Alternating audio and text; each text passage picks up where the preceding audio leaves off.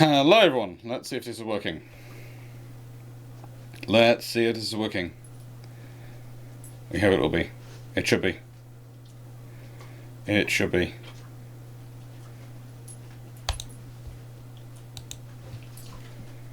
It should be working.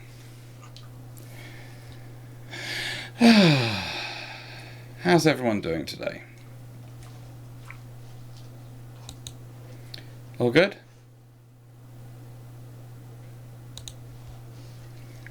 Excellent. So, we are continuing the campaign. You have the star of the show in his position. Yes, he does feel he is the star of the show.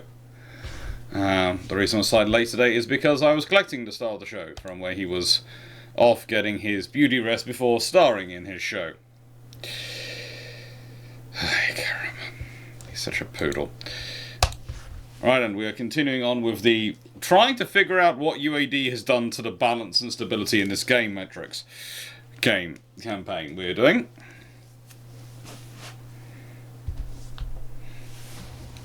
I know.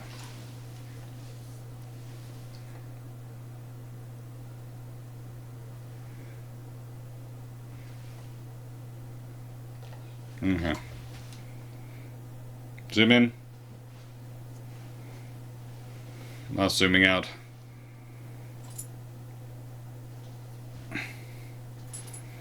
Zoomed in. And zoomed in on the fluffy one. Where's the chat gone?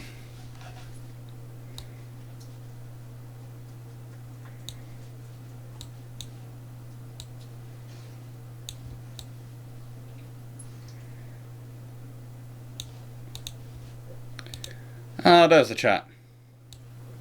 Hello, Runon. Functional insomnia powers activated. Yes, well, this is this is what people find fun dealing with me.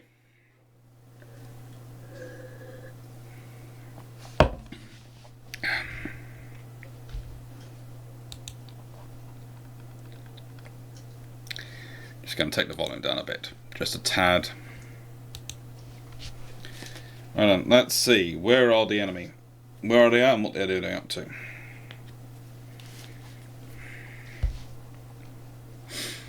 Who am I fighting? I'm at war with... I think... oh, I'm at war with... I'm not at war with them. I'm at war with Republic of China.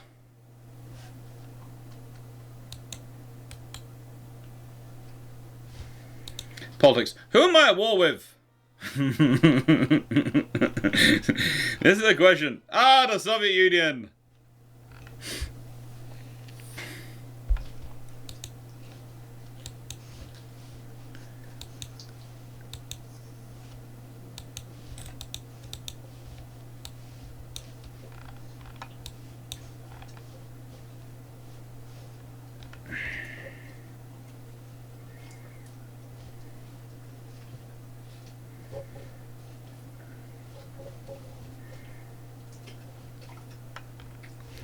Where's Peng? What is Penghu? It's Formosa.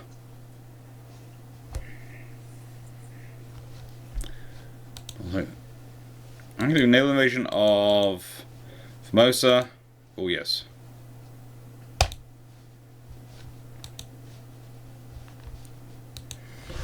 Let's take out some land, shall we?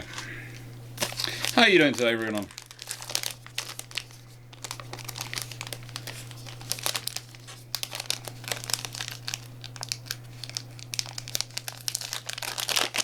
How goes your world?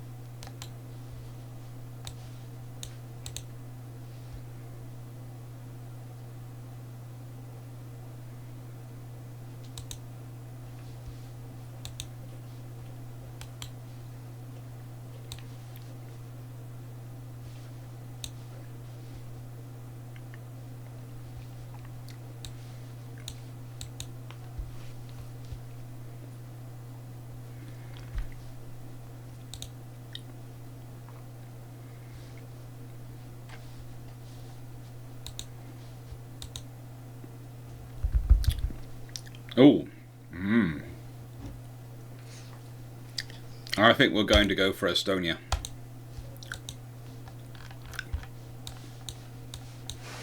Mainly because I think I can have a fleet there quite quickly.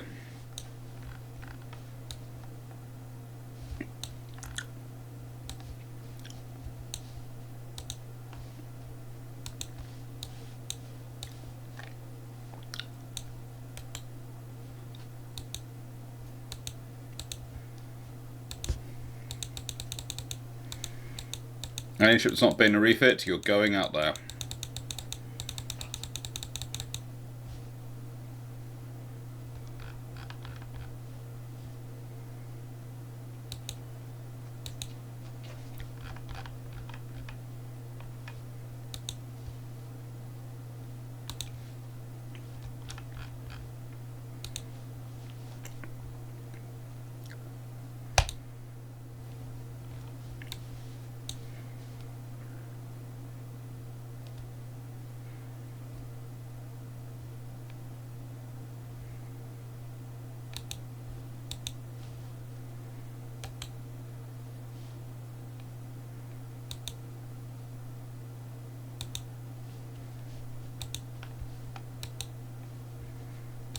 That should be enough to do whatever I need to do there.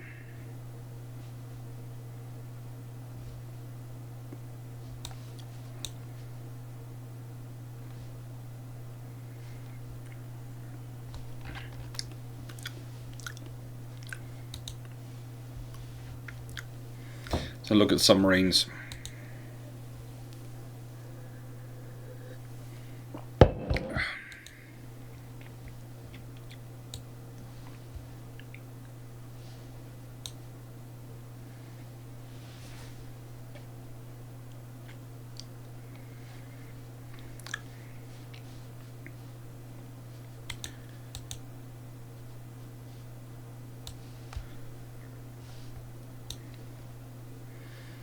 Mm-hmm.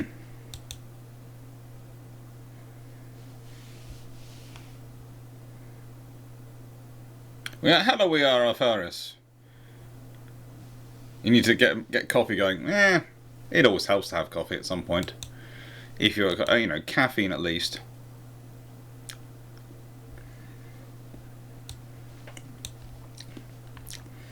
Aren't we all Alfarius?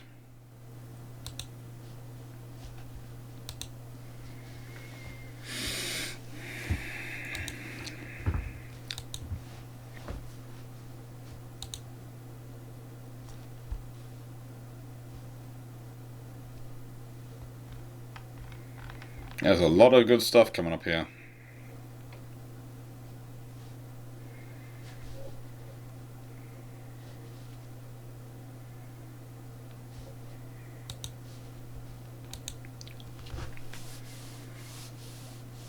A lot of good stuff coming up. So basically the plan for this is to take as many countries as I can.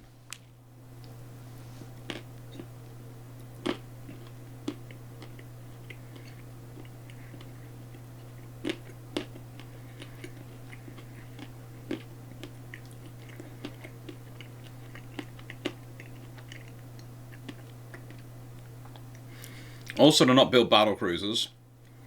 And to try and get small ships as stable as possible.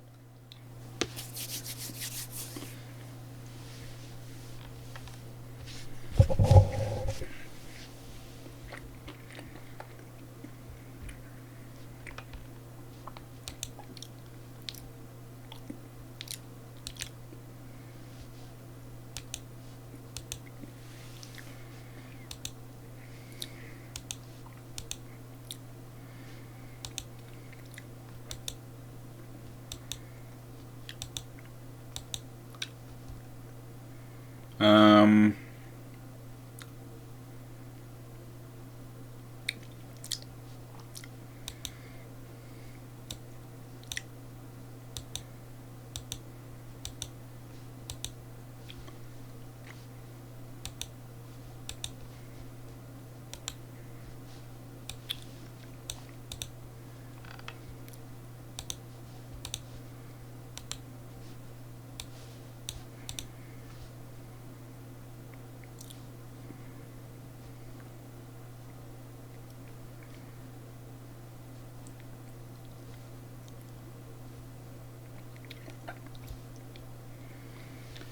Yeah.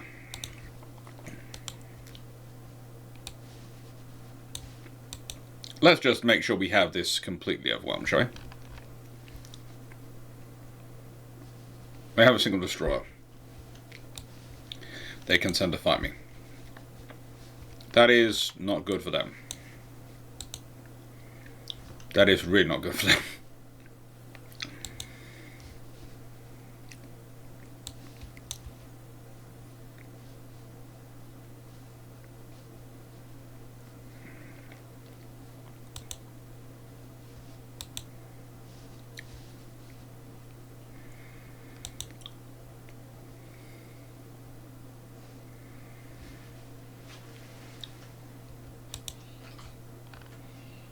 Stereoscopic rage finding improving. Yay!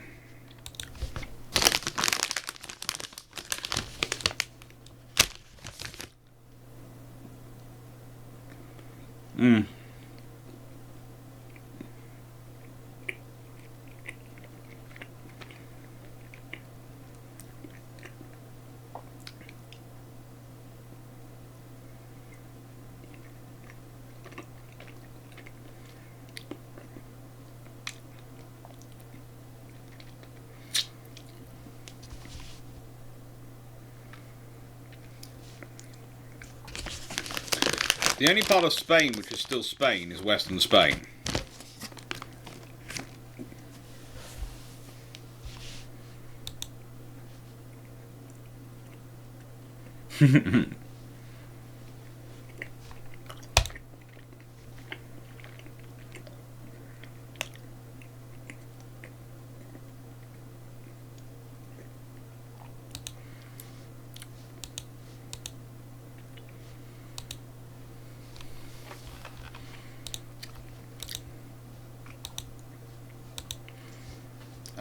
I appear to be taking quite a lot off the Spanish, so I'm going to leave that to taking off a lot of the Spanish.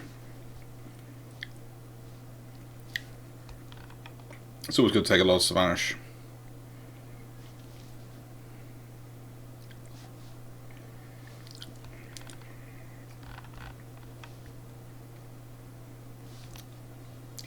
I'm not going to add that back on anything. Just going to leave that for a bit.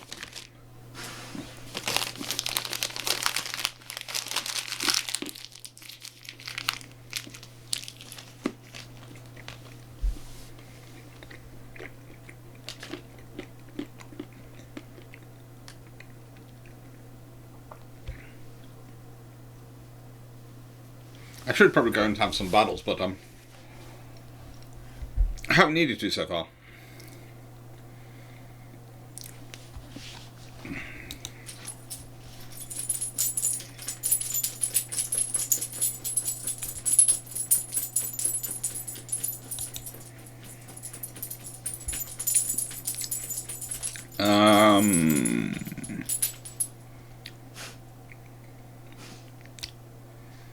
Let's fight to the end because I want Formosa.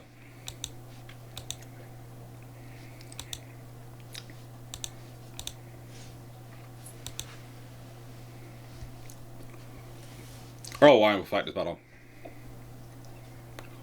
I have battleship an Agincourt class vessel called Charlie Boy. Did I rename that ship?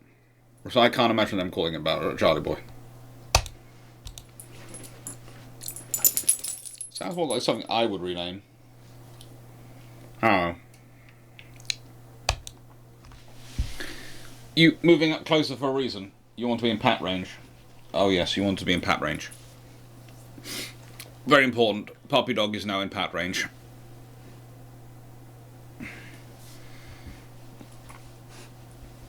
As you can see, doggy cam is here. The poodle cam, or the poodle picture, is here. Because I know more people want to see him than want to see me. As a facial expression. So, this is going to be a massacre. It just is. Oh, good lord, hello. Yeah. Oh. Hello, everyone.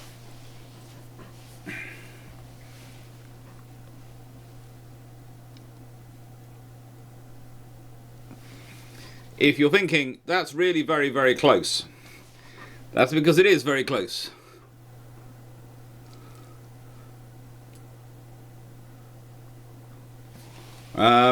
He has decided to get up in my lap. Oh.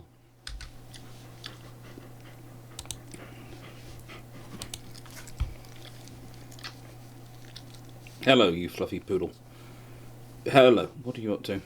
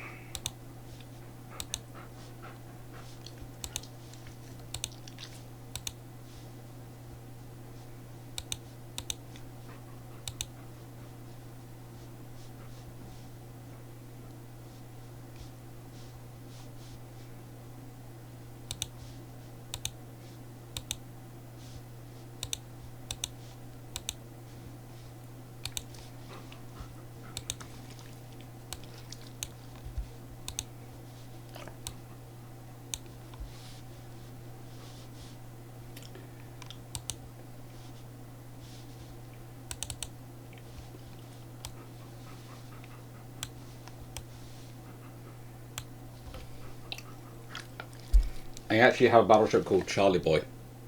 I'm not sure how did I get this? Anyone remember how I got a battleship called Charlie Boy? Because I don't remember getting it.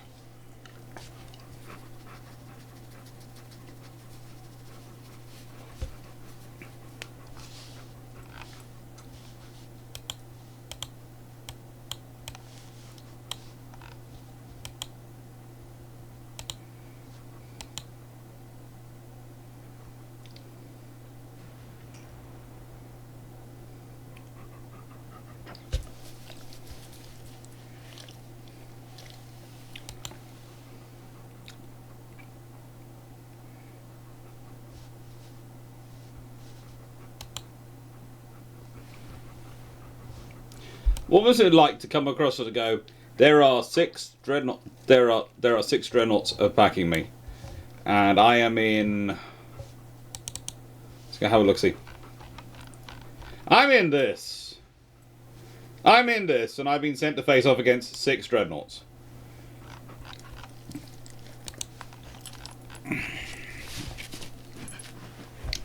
It's just not fair, is it? Hello, Big Fluff. You having fun? You telling everyone what to do? You watching everyone? That's good. Are you trying to help the Spanish then? I do know your proclivity for helping the Spanish and the French. Just because one of your sisters lives in France and another one lives in Spain does not mean you should help them. You're a good... Well, technically you're a Devon boy, but you know. We've tried to make you as close to Cornish as we can. You came from Tavistock, didn't you? Yes, Tavistock. Good boy.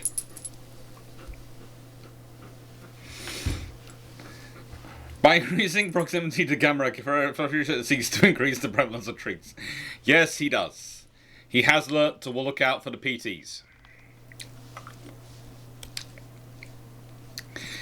I'm not sure.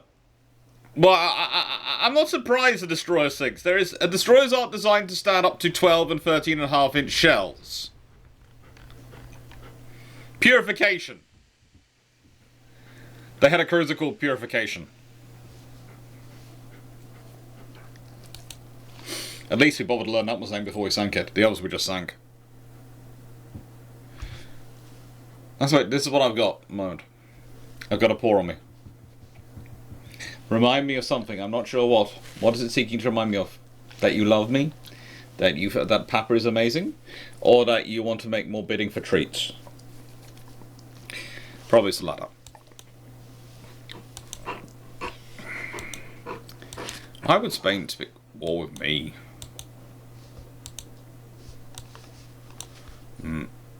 Let's see. Yeah, I think I'm going to win that fight. Do I have any other fleets anywhere around here? No, I have nothing up there. I have them blockading those ports. So they're not doing anything.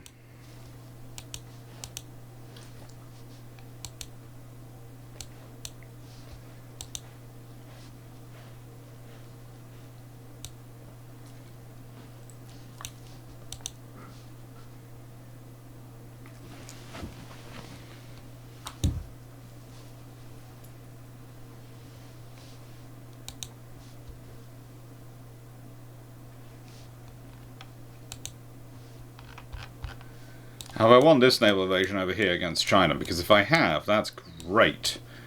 It looks like I might have done.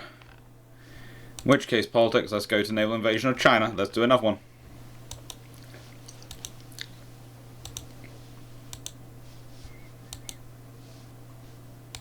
Apparently I'm going after Penghu now. I have no idea where Penghu is. If anyone knows where Penghu is, that would be useful, quite useful to know, really. Considering I'm apparently supposed to be invading it.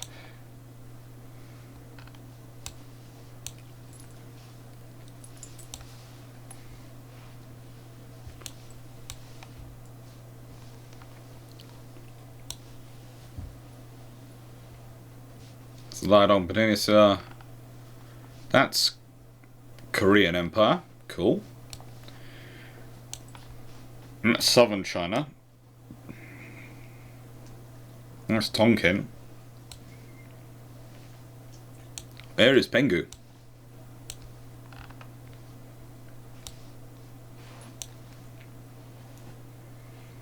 That's Tsingtao. So that's not Penghu. Where? I'll find out when I launch the invasion, I presume. That's how we usually learn our geography at the moment. We learn our geography by, we're invading this place. Now, where is it? That is such a British methodology to geography. Oh, good lord. We found out we're invading this place. Do we know where it is? No, but we'll find it when we get there. How did Britain learn geography? Well, we went and invaded it. Then we find out what it was. And then we renamed it. Usually, because we just decided to. After all, we'd invaded it.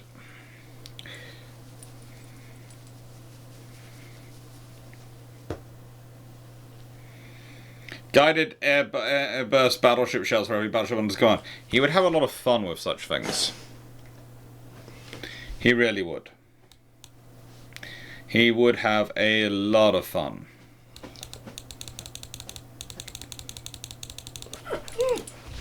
I know you're wagging your tail, and I'm telling you nothing. Dan, you couldn't pronounce the original names. That's very true, Malaga. That is very, very true. I currently have a very, very ardent Welsh nationalist. I've decided to think of him as who keeps commenting about some Welsh castles I did videos about and telling me I am evil because I can't pronounce them. I haven't had the heart to explain to him exactly what my family used to do to the Welsh, but safe to say we ended up with a lot of Welsh wives. Hello, gorgeous.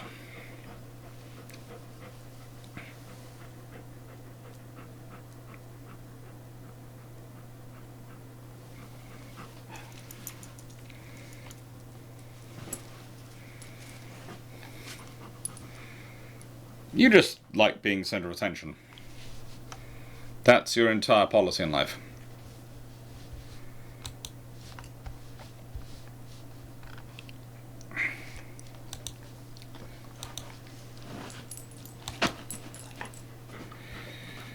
Don't need that anymore, so I can leave that. That's going 1 month, that's 1 month, that's 7 months, that's 3 months. Got 2 currently sitting on that, and that's 2 months. So maybe after I'm through a couple of these, I will start upgrading some of these and start investing in them.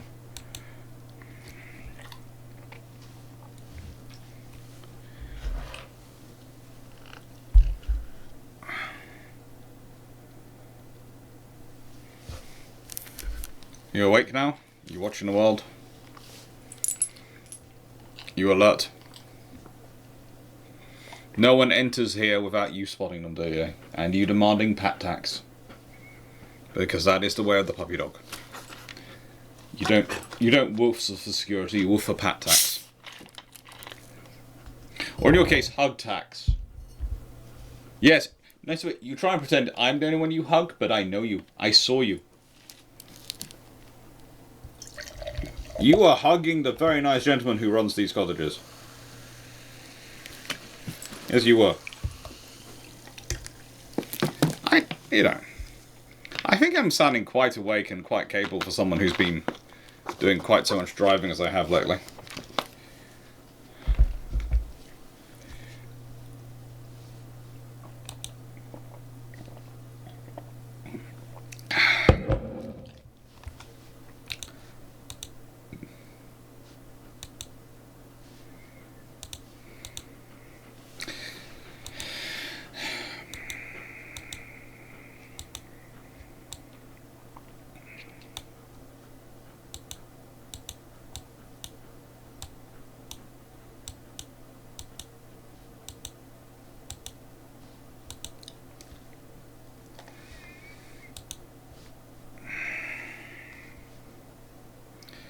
Ah, that's Pengo.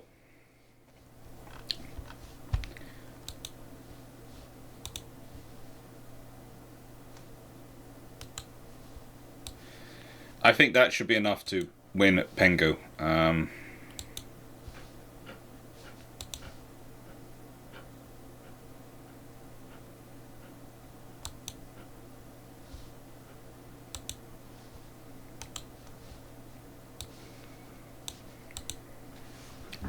And that should make that. So, Pengo is this little city, this little island off the coast of Formosa, i.e. Taiwan.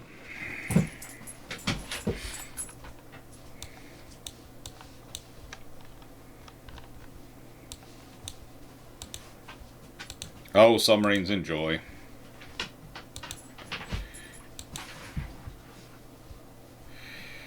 So, Blake with its 11-inch guns.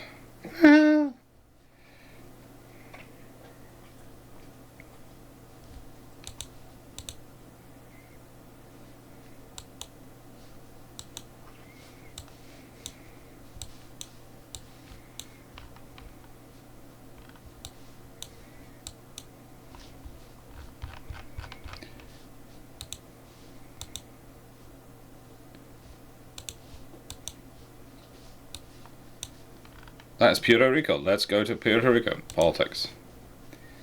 Naval invasion. Puerto Rico. Oh, yeah. And I'm going to send you to Puerto Rico.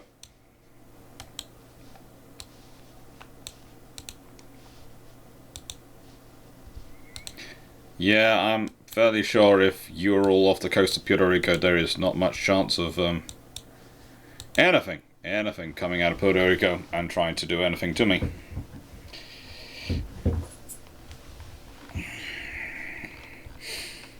The Carolinas Island, probably somewhere over here.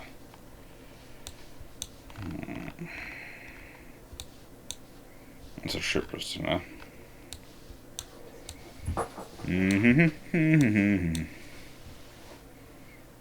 Da da da da da da.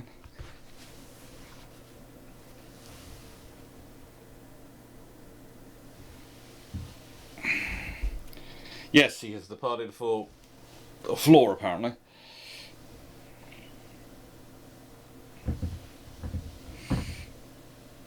Runon, you know, no. Raleigh does like to go for various things. Oh, I don't know. My dogs are fun. They are really fun. So how is everyone doing today? Yeah, if you've been following this channel, you know I was up last night doing some stuff, which is a video which will actually come out later this, not later this week, later next week I think, on the YouTube channel. But it's a case of I was going to record it anyway, and I thought I might as well make it a live while I'm recording it because I haven't done enough streams on the on Twitch recently. And I don't like to feel like I'm not doing... What do I call it? I'm not keeping up my end of the bargain on the Twitch streams. I try and do them.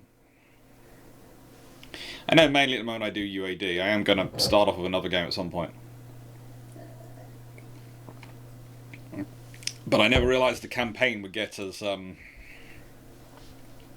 intriguing as it has got.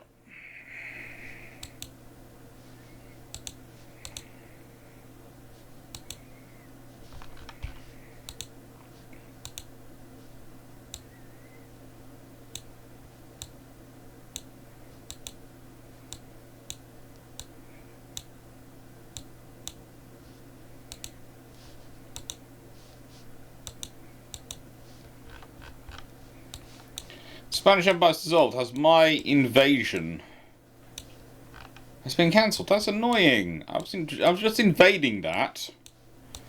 Seriously, I'd still be invading Puerto Rico, even if they dissolved. I'd still be invading them. I'm not the type who's going to drop an invasion just because they, they got themselves into trouble. In fact, honestly, that's more likely to...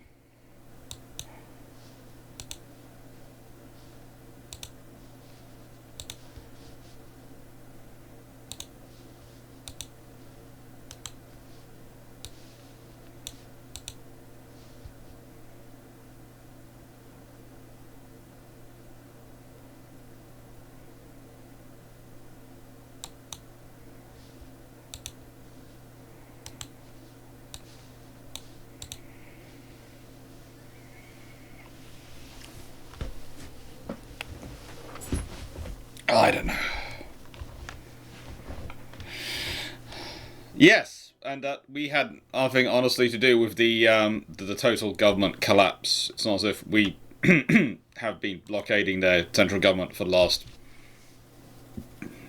X number of years. Relationships. Let's see, how are my relationships with people? Good, good, good. Terrible, terrible. Yeah, that's good. Which ones am I at war with? Terrible, terrible. Ah, yes, I'm all of those. Do I want to do another naval invasion of the Soviet Union? I will do. Let's see, which province should I go for? Latvia, Central Russia. I can invade Central Russia. Okay, that's just not bad. Okay, do I do it? Do I invade Central Russia with a fleet? I think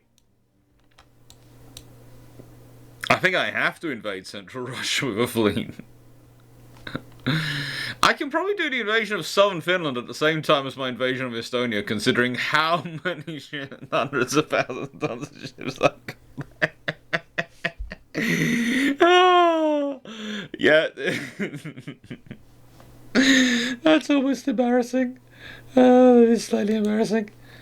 Oh yeah. Okay, that's it. That's it. I am launching the naval invasion of Central Russia as well. Or I could do southern Finland at the same time. I will do southern Finland at the same time. Because those two fleets will be mutually supporting. I'm going to be strategically honest. Also because then I will have complete control of the route into Central Russia, so that will make my naval invasion of Central Russia slightly more appropriate. Oh god. Naval invasion of Central Russia. If only Napoleon and all the others had realised, it shows that Napoleon was really terrible at naval warfare, because he never considered a naval invasion of Central Russia. At no point did he consider it.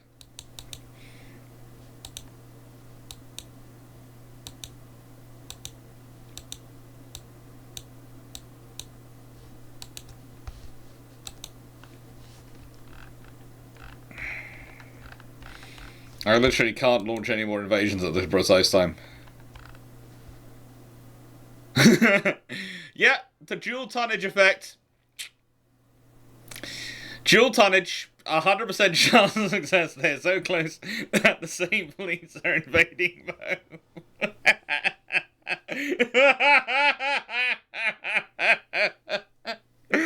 Oh god.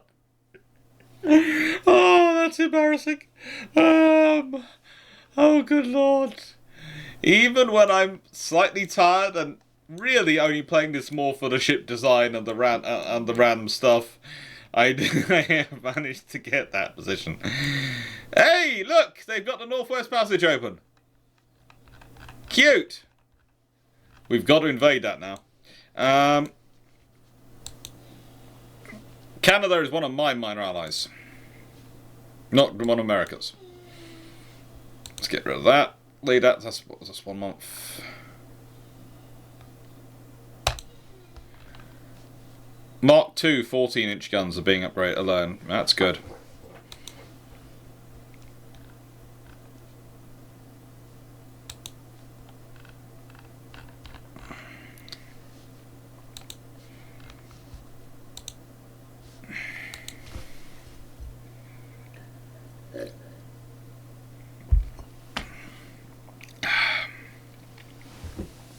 I have to say, the invasion of minor powers, etc., that sort of thing, it should allow you to do that, and anything independent, it should allow you to swallow up, just, you know, as historically as you did. Although you have to remember that these are not called invasions on this game; they're called special military operations. Oh, yeah.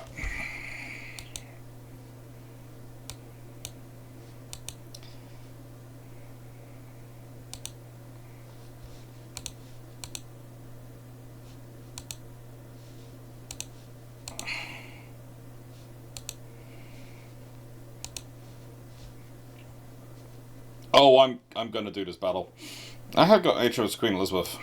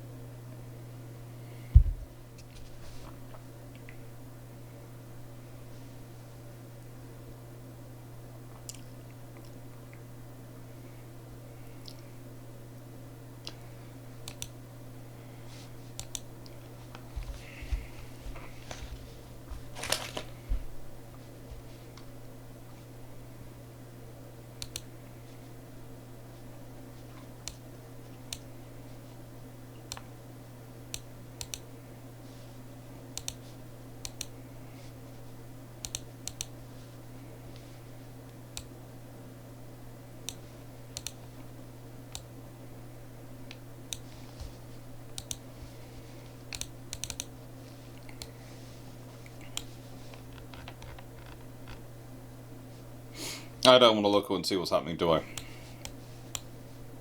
So, Queen Elizabeth, we have Vanguard, we have Renown herself. Oh, good lord, these are all 6 Renowns. 13.5-inch guns, a whole load of 6-inch guns. Yeah.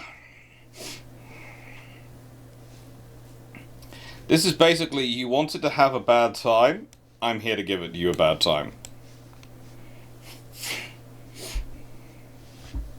Without any qualms about it.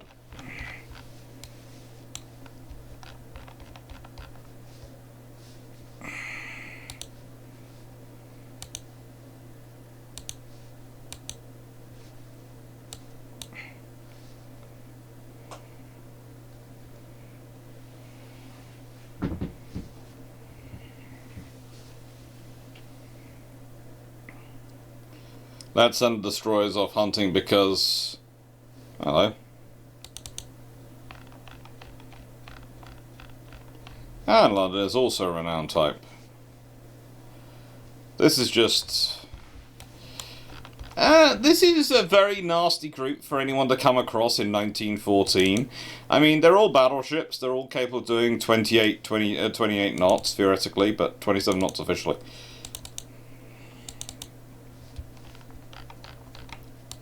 They're all, let's see, roughly 35,000 tons and have got 17, in certain places, 17 inches of armour. And that's 8 13.5-inch guns and a broadside of 8 13.5-inch guns and 10 6-inch guns. Yeah, this is going to be a lot of rapid fire.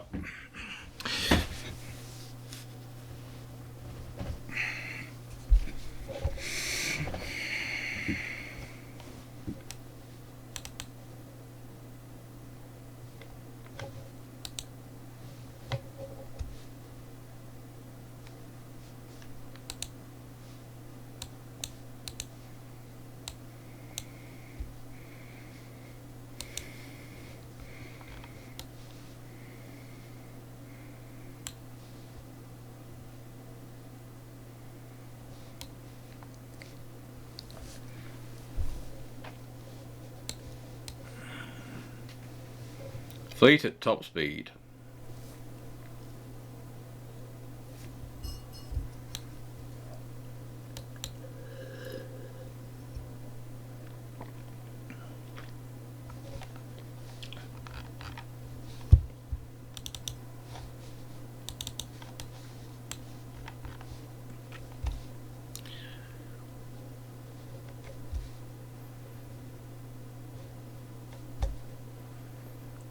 Okay, there's the 3 inches 10 kilometer range, the 6 inches 13 kilometers range.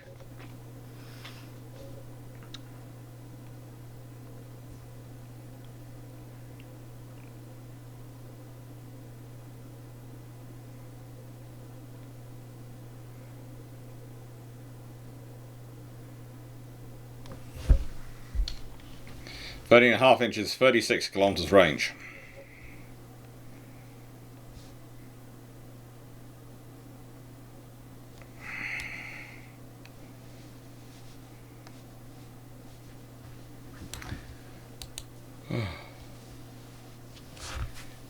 He's running away, isn't he?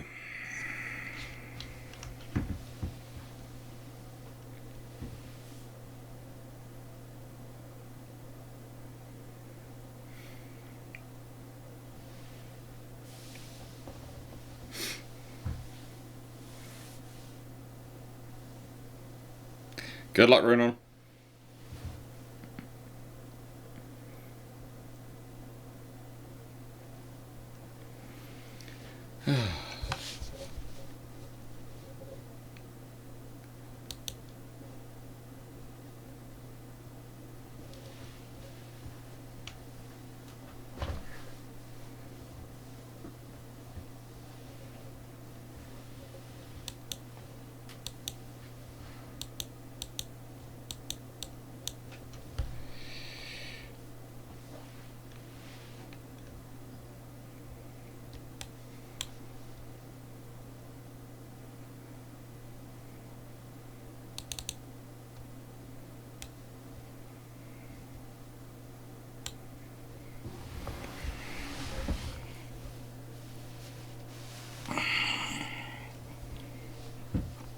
I think we're always in close sort of range to them, but we're not close enough that we can actually see them.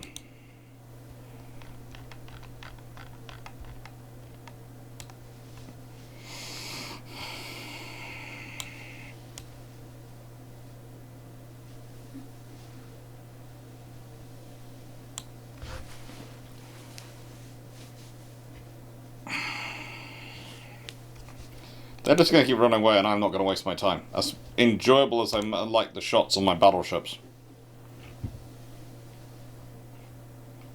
I'll have better battleships soon, with bigger guns. And better food aboard them. Because honestly, I do realise the crew needs good food.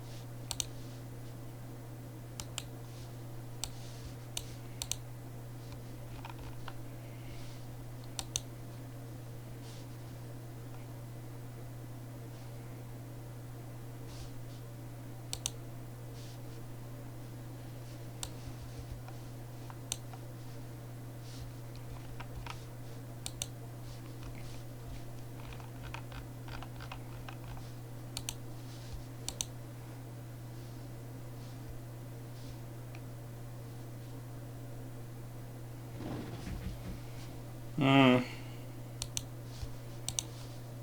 are all in the wrong place to invade that portion of Russia.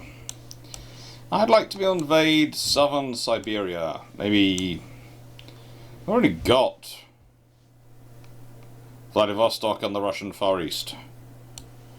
So realistically, I should go north.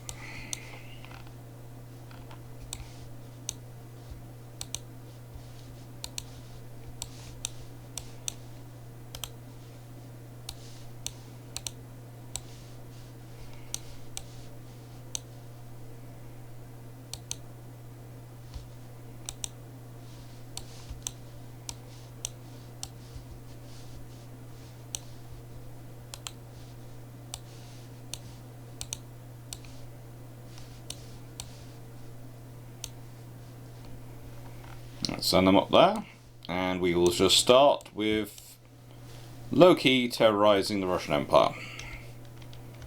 It's always low-key terrorizing the Russian Empire.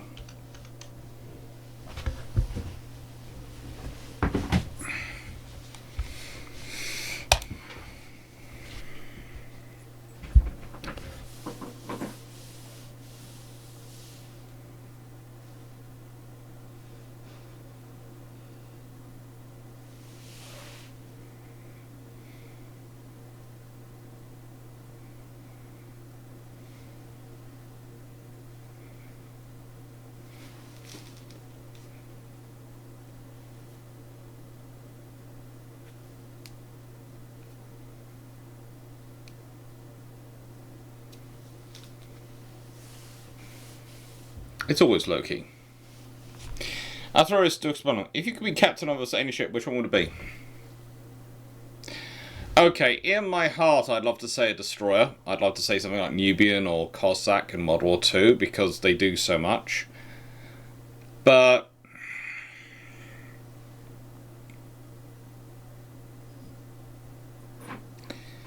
I'm not sure if I am naturally aggressive enough for a destroyer command. So... probably a cruiser. And if I was going to pick any cruiser in World War II, I'd probably say a town class. Maybe Liverpool or Sheffield. I'd love to say Renown and all the battleships, etc. But again, I'd feel at current age, if I was taking over it right now, I feel I'd be a bit young to command a battleship. You do need a certain level of gravitas and seniority, and whilst I can fake up quite well, I'm only in my mid-30s. I think I could pull off a cruiser without too much trouble. I'd still be on the young side, but I could pull it off. It would be far easier to take a sloop at my age, but let's try for a cruiser.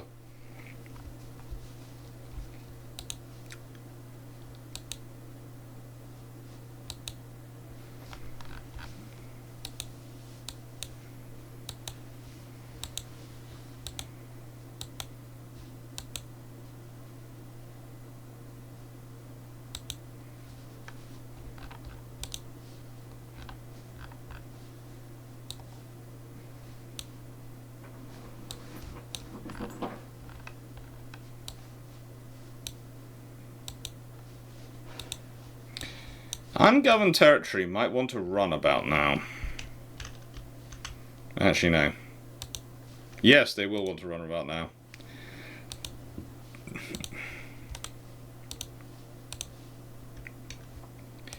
Because,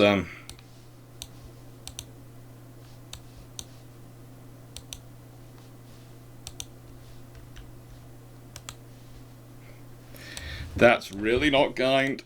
Oh, good lord, I'm sending 6 battleships to the ungoverned territory. How many battleships do I have wandering around? I have 57 battleships wandering around. I am building way too many battleships. I'll be building some more shortly. I like to build more battleships.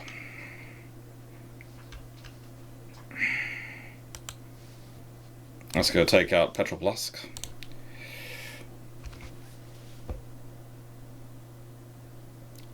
Artorius Dux Bottom. You have beard, put on some gold braid. What more do you need?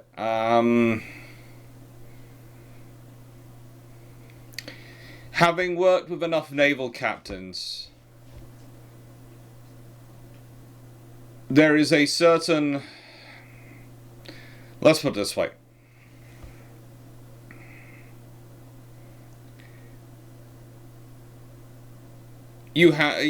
When you see some of the captains, you realize very quickly that they have to be in many ways the bedrocks of their ships.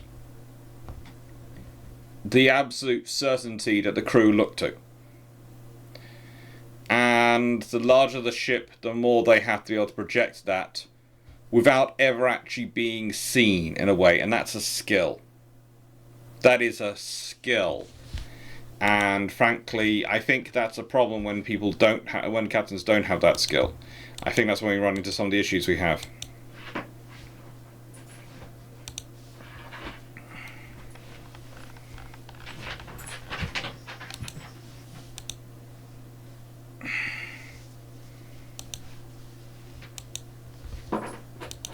We're going to invade Central Russia.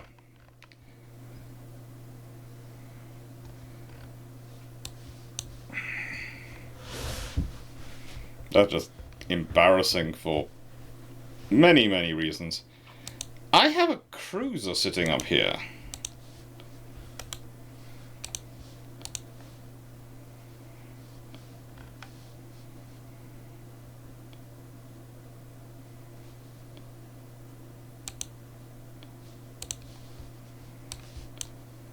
I have even more battleships I can send.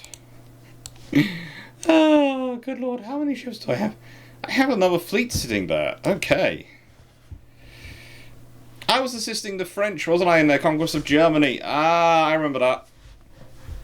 I remember that now. That's why I had the fleet there. I was assisting the French. I made it so they could actually take Germany. I probably shouldn't have, because it's probably helped them out economically, but there again, it means they have to control Germany.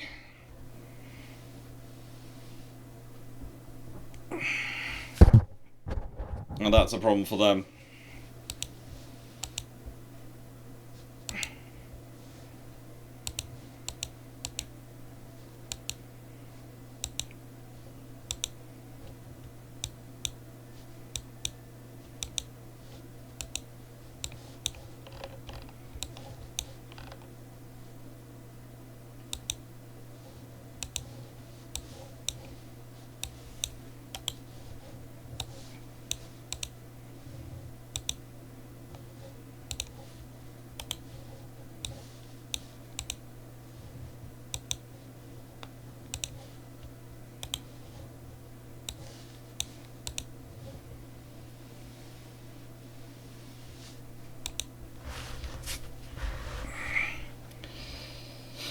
I can't use both fleets to invade the same place anymore. That is sad, but I still think I can send enough to do the naval invasion of the Soviet Union without too much effort.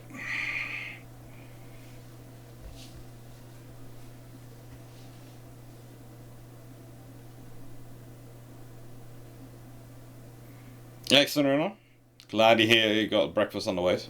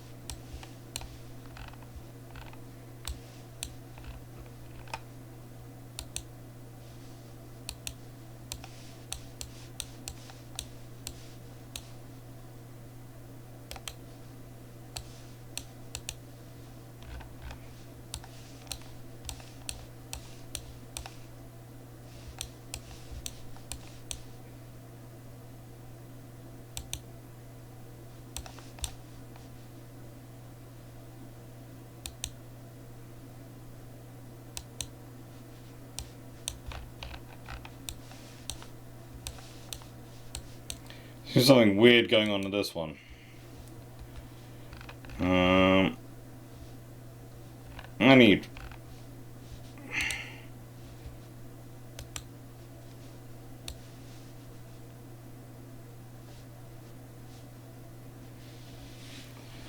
We all need all those ships actually there.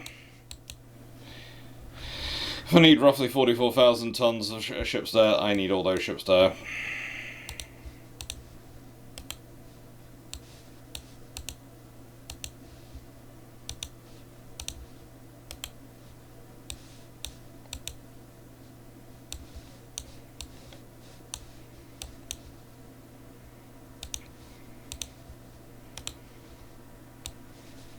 We are just going to descend on them with every single destroyer we can find in the area.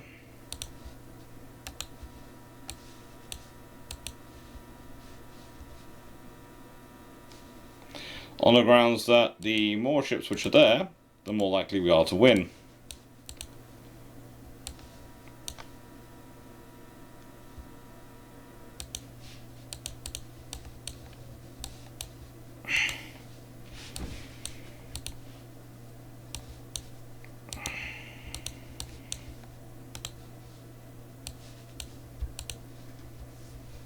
Should definitely have enough ships up there now. Oh, definitely we'll have enough ships up there. We'll have an entire flock of destroyers. Not even a flotilla, we will have a flock of destroyers.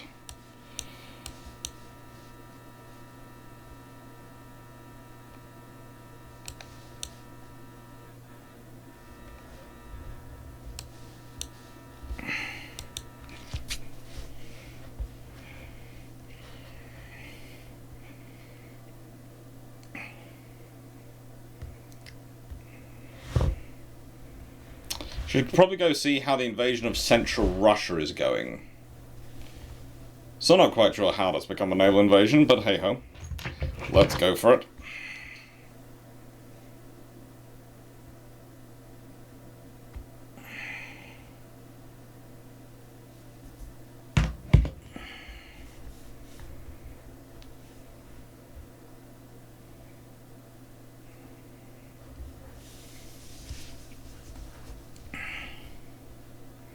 So Artorius Dux Bellorum. Who fed in French name. We always hope to fight French. But no. I usually ask this question at certain points. Do you play Ultimate Admiral Dreadnoughts?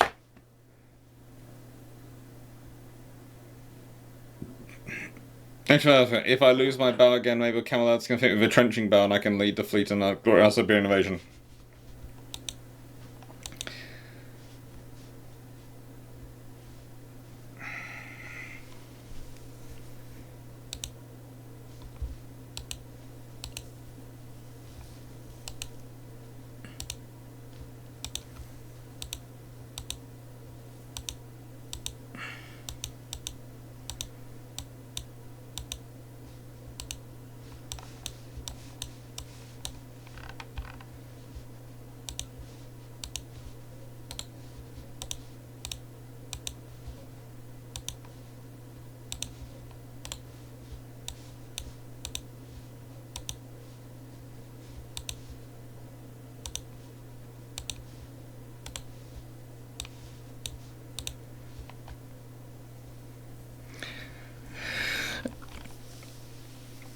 Okay, so while that's doing that, let's go to naval invasion and see where else we can invade. I think it's got to be the Soviet Union. Kamchatka. Southern Siberia.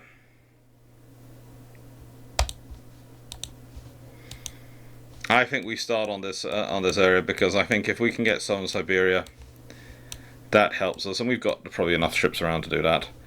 And then we can start working on our Salkin, North Salkin. Yes, we'll invade those. And then there's Kamchatka. Appropriate. Yeah, we can invade that as well. We'll invade it all. Because what is our motto in this game? We want it all. We are the British Empire as well at this point, so we might as well go for it all. That is what the British Empire wanted after all. just, you know, they wanted mainly to be able to trade with it all, and for that they felt they ended up needing to control it all, which they didn't really want to, because they wanted all the benefits of the money, for getting the money out of places, without all the problems of actually paying for the bureaucracy to run it. It's terrible, terrible. You go to somewhere to trade with the locals in as fiscally aggressive manner as possible, and you end up with enough issues and having to help out enough locals who are permitted to trade with you, because there are locals who don't want you to, who decide they'd like to control the trade with you, and they'd like to try and change the balance of the fiscally aggressive trade nature, and you aren't needing to send in soldiers and take control. It's just terrible. It's just not what you wanted to do. It's not what you wanted. Not what you wanted at all.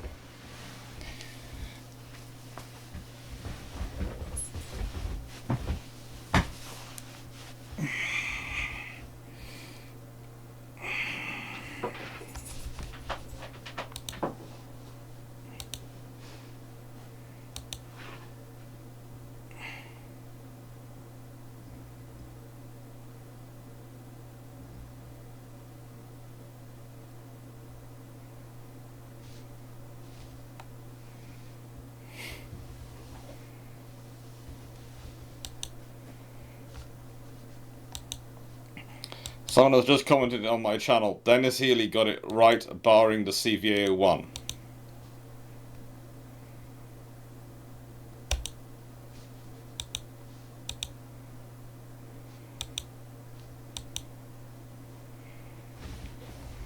I've stopped blockading them.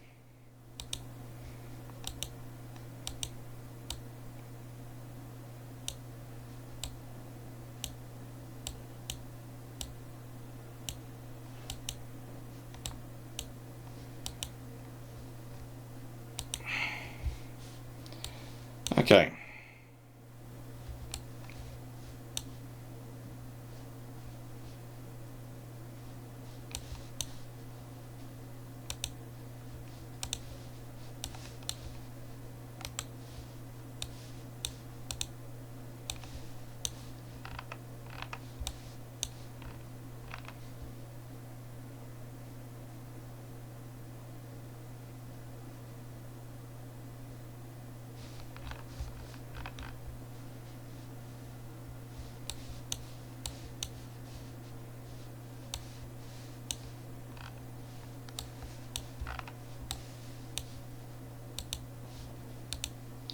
Oh, this is not going to be a nice view. But yes, I am sending all 6 battleships. I don't need all 6 battleships. You have to understand, I'm just sending them because that's the smallest group of battleships I've got.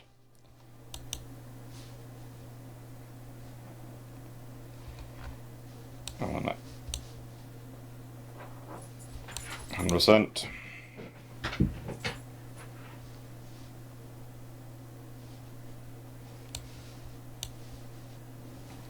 Somehow the chances succeed, despite the fact I need 30 to 3,000, and I've got 60. It's only 66%.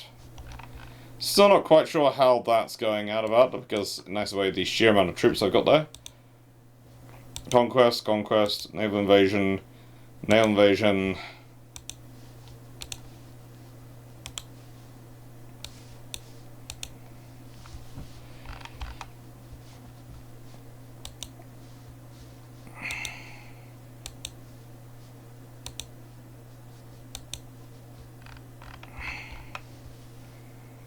Oh, let's do boilers, because boilers are always useful.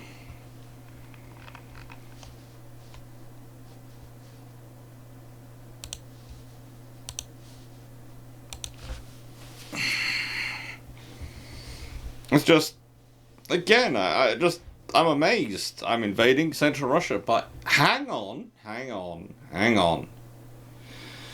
Perhaps this is the next offset strategy. We just invade the middle of continental landmasses from the middle out via sea. That could work. It could do.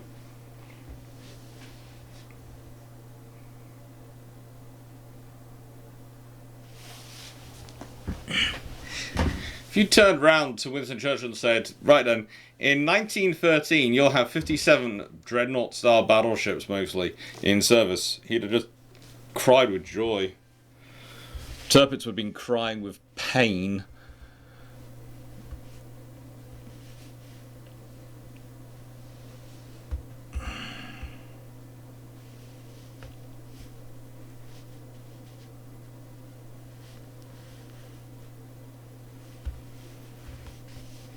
Ronan, if you want a non-electrical, wow, that's an impressive failure. Photo said, I just posted a small engine in pictures of a small engine in the meme chat. Oh, that's worrying. That's worrying. That is worrying, Ronan. Paint the entire globe red. We try to paint the entire globe red.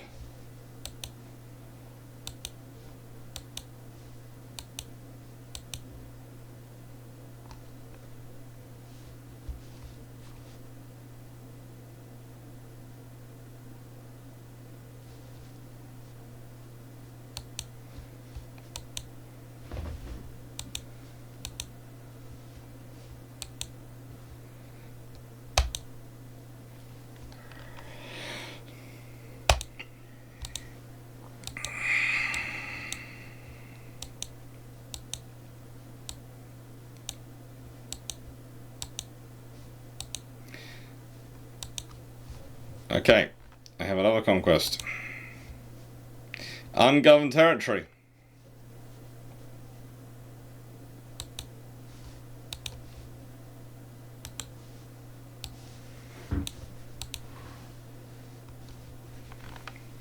I'm now apparently conquering Western Poland. Ah, well, the odds are very quickly I shall have... yeah, I'll probably have this very shortly. That's just worrying.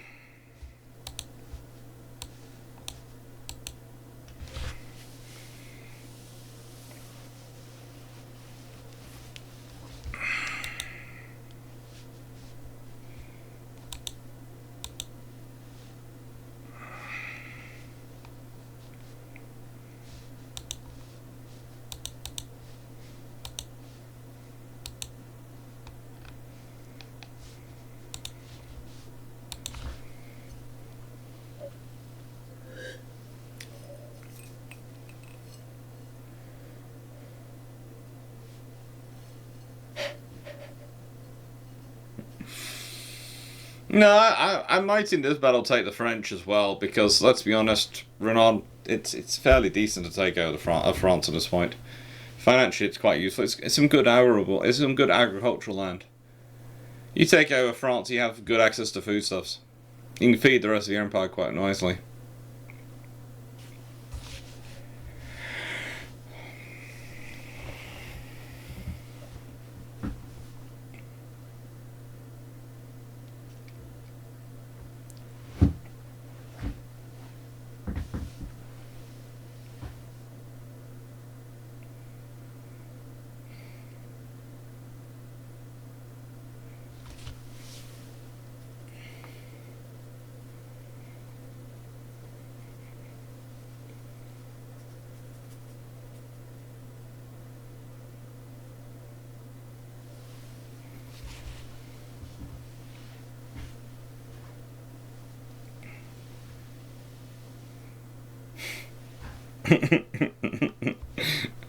Oh.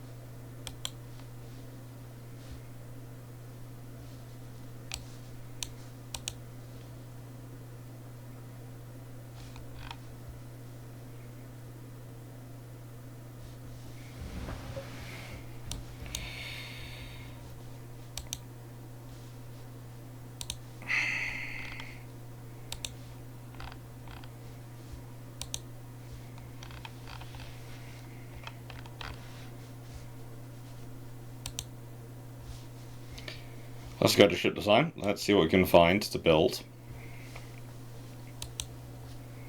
I fancy some more fast battleships. What can I say? I want to see how fast I can build a decent battleship. Oh. I have that hull now. I can do things with that hull. I can do some... Oh, hello. I've got you as well. Oh...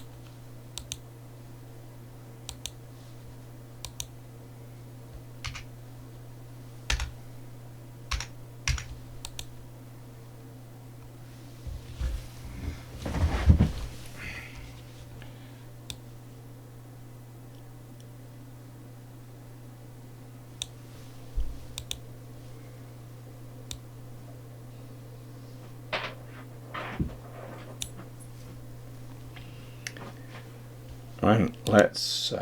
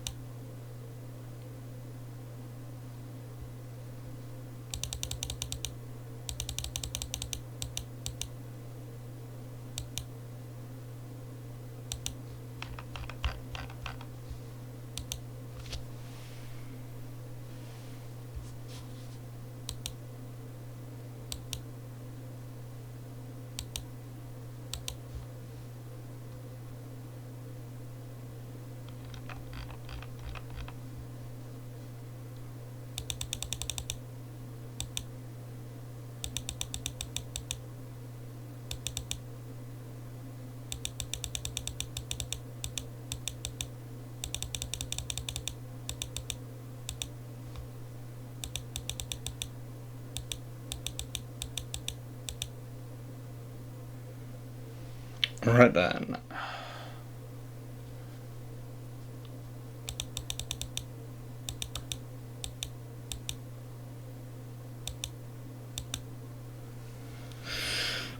Engine efficiency is now at 157%.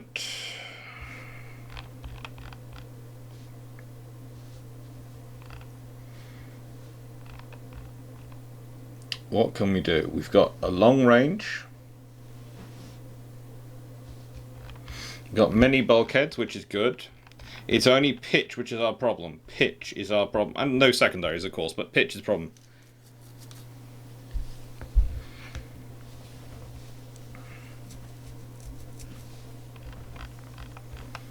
But I want some of these ships. I really want some of these ships.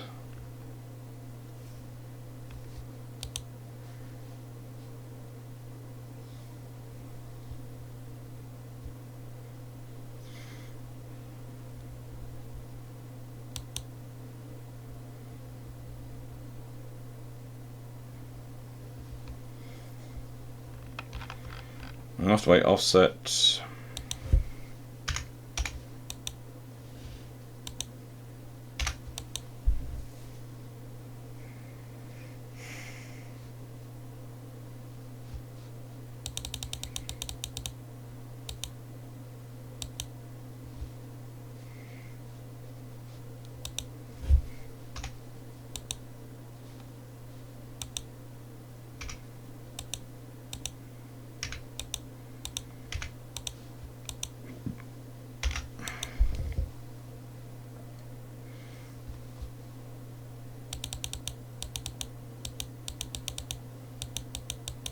Let's see what we're going to do.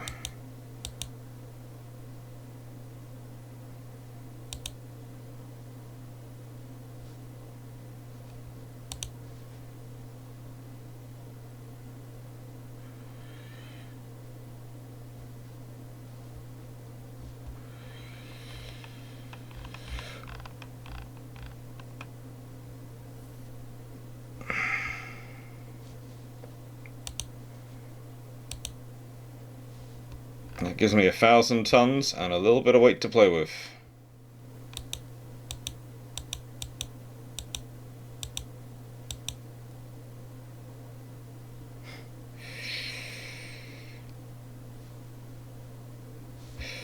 Right, before I start mucking around, let's try and get some secondaries on this thing, because otherwise it's going to have no secondaries and that's going to be a problem.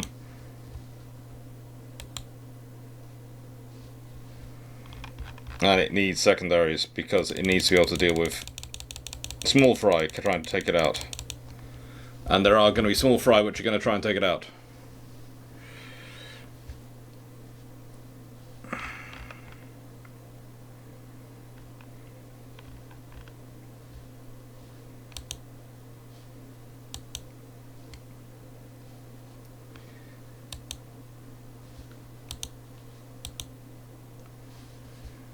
Well, that's good.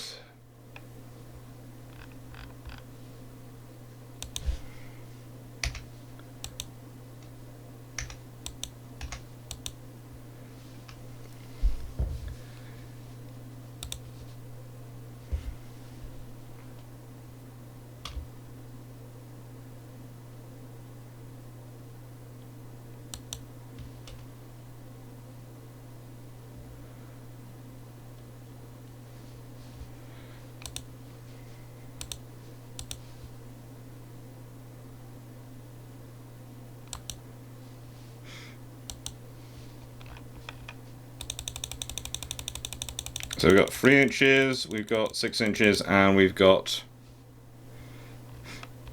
15 inches.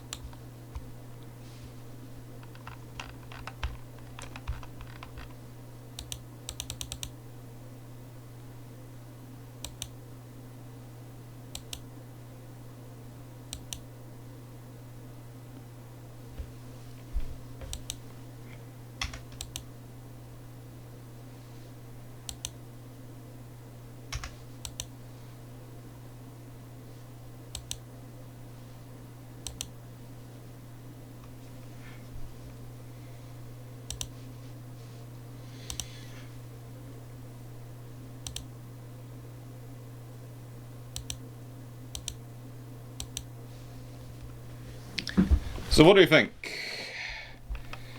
Do we think that that's enough ship? Or should I add some more in? It's taking the weight up too much.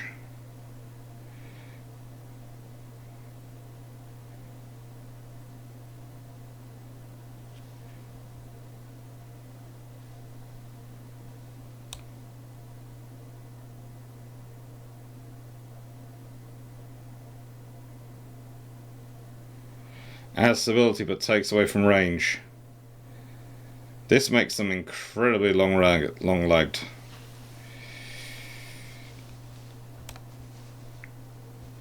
There you go. Yeah, I think it looks good. I think she looks good.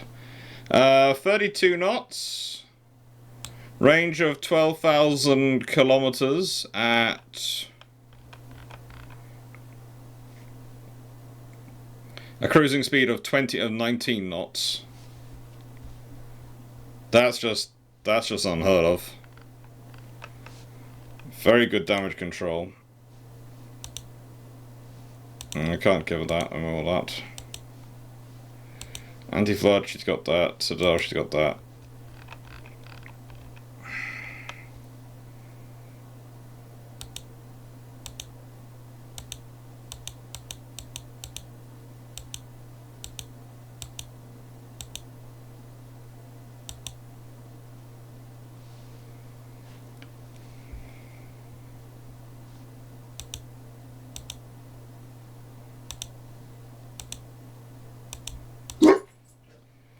There you go. Want to break that down to 3 and that down to 2.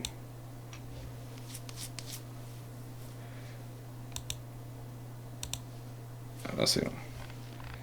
I like these ships. No torpedoes, but that's fine. What class are we going to call this? Oh, Canada. Yeah, let's call this the Canada class. After our allies.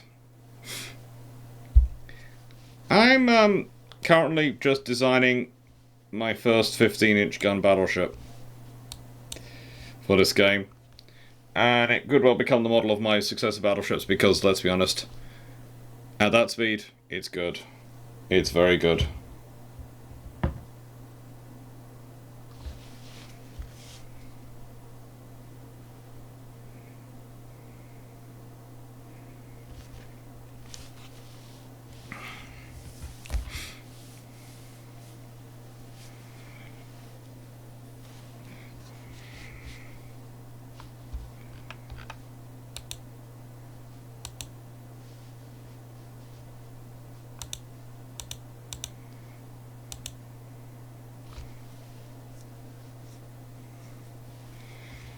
That's going to be quite a lot of tonnage used.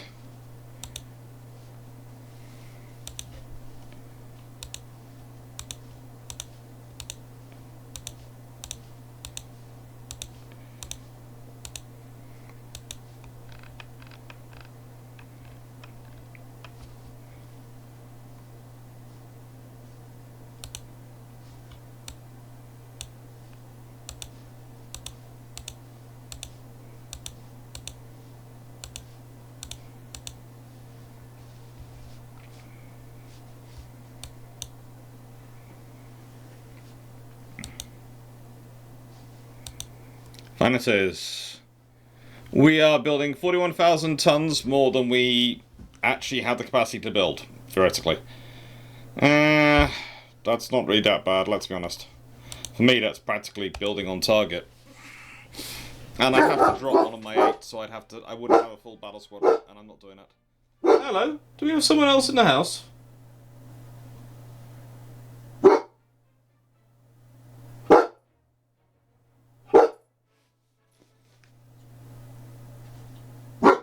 Do we have someone else in the house, Ronnie? I think someone might be back, in which case I'll be gone a second because I'm going to help my mum get up and downstairs. She doesn't really need my help, but I think it's better if she has my help at the moment. So,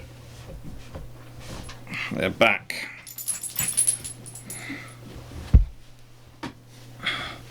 Oh yes, I've got a sister bothering about in front of the window.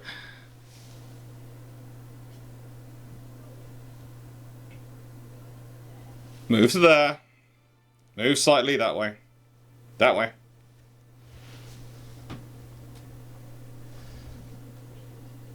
Yes, I have a gnome. I have a gnome. Right. I'll leave you all watching the fluff. He will keep you occupied. Behave, be nice to everyone. Don't be rude to anyone on the chat, okay? I know you. You will be rude. Don't be. I'll leave you with the poodle. Expand to full size so that you can watch him be poodle. Let's go sort things out. Stay.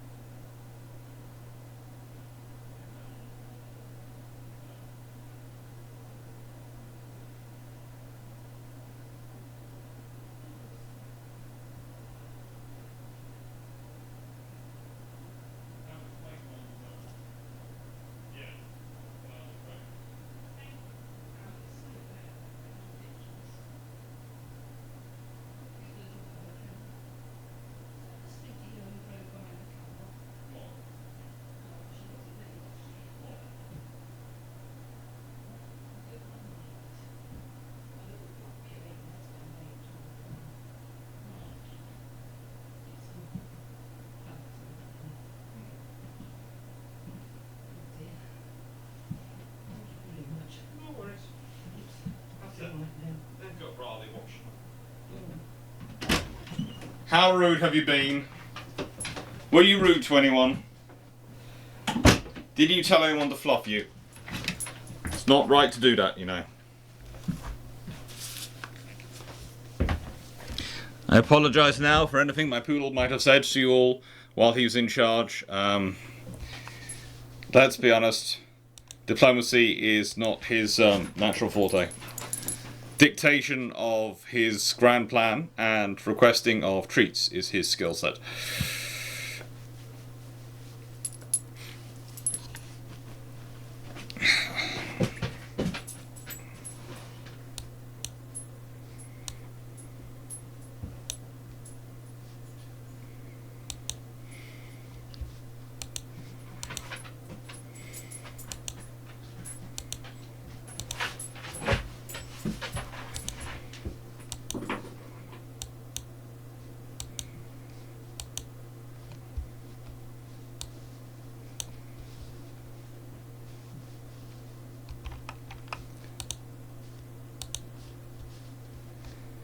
Let's see if we can do some naval invasions of Russia.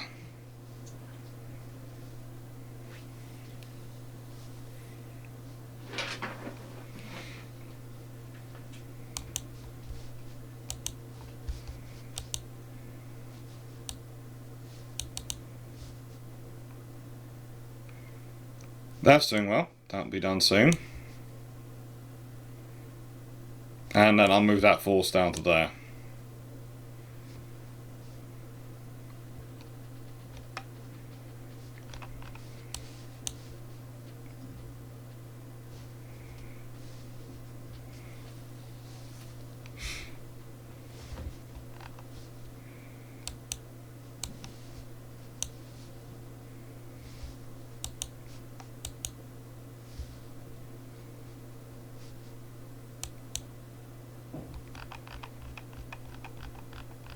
Really, I like the triple turrets. Small gun barrels number 4. I'll do. I'll leave that be, I think. Shells. We'll take shell improvements. We'll take shell improvements. Torpedo tubes improvements. We'll take. And anything I think doing the armor quality stuff might help. I never give them treats. At length.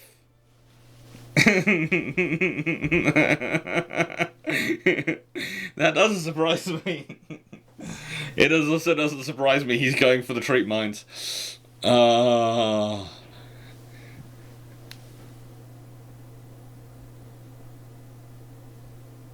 He's a poodle of rare persuasion.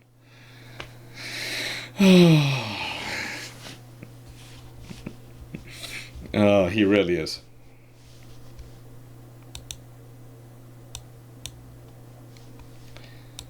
I could just take the money. That's the only part of that I would like is Wei Hai Wei.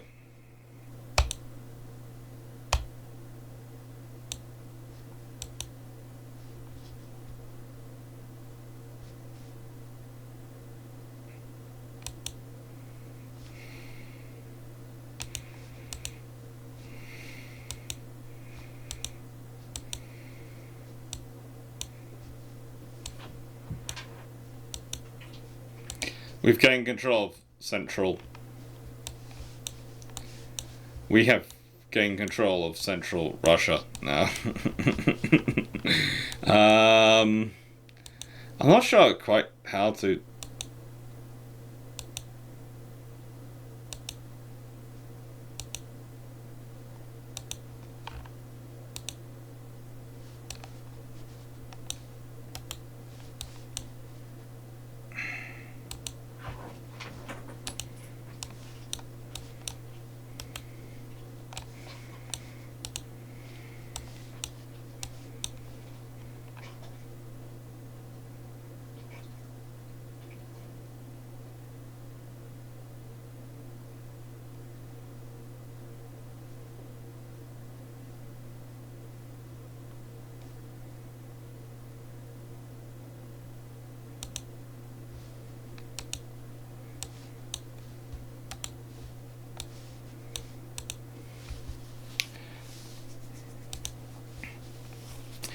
Let's do another naval invasion. Oh, can't do any more naval invasions or something. That's just terrible.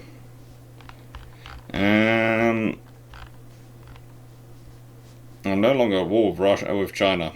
That's annoying.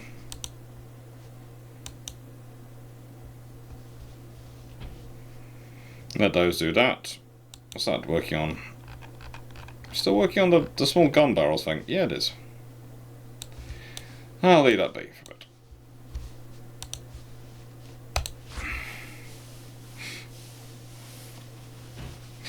I thought the Jingle salt mines were terrific, but they have nothing on the Raleigh treat mines. Oh, well, you know. People always think poodles are such, you know, soft and gentle dogs. I've never seen them demanding treats with what I call puppy menaces.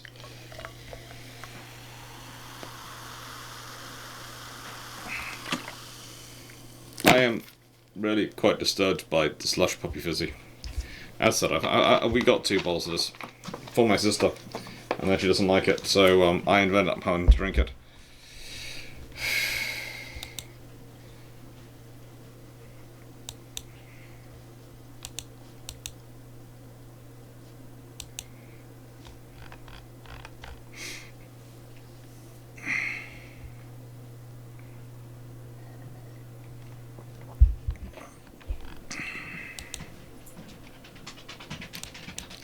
Triple torpedo tubes, that's useful.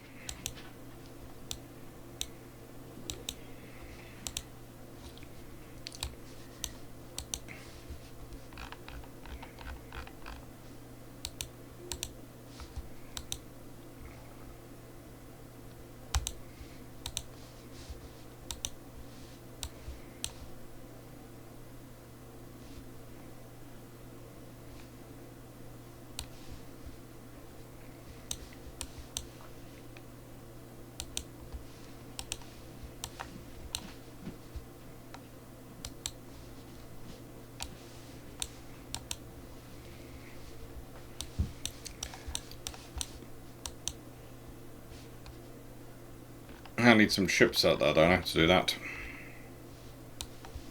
Do I have ships out there? I do have ships out there.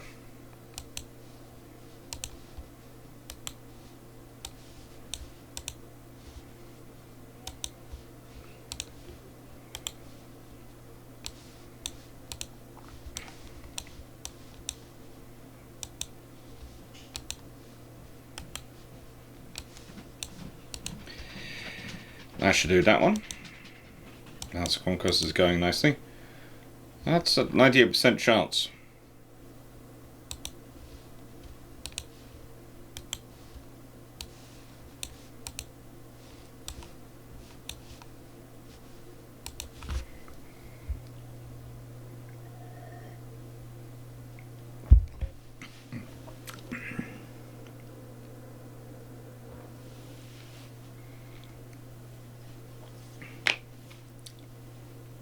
Provinces controlled 119, unrest 0. March 1914. Yeah. I appear to be invading large parts of Russia as we speak.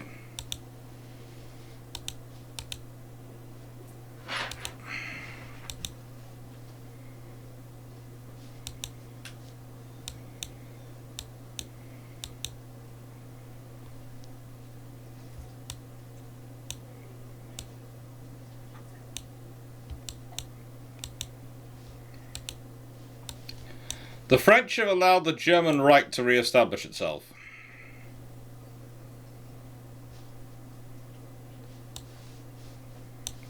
I'm not sure I'm happy with that.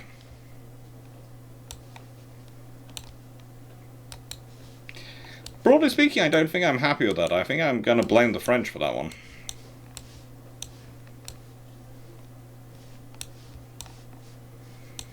I do not think they should have been allowed to re-establish themselves.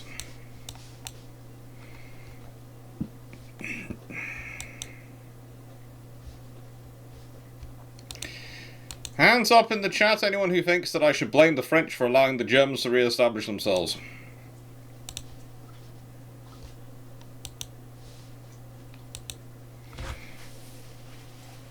Right, semi random out history. What happened in the 44-45? The USSR gets completely deadlocked versus Germany in a line through the middle of Poland. And also able to occupy those areas instead of the USSR.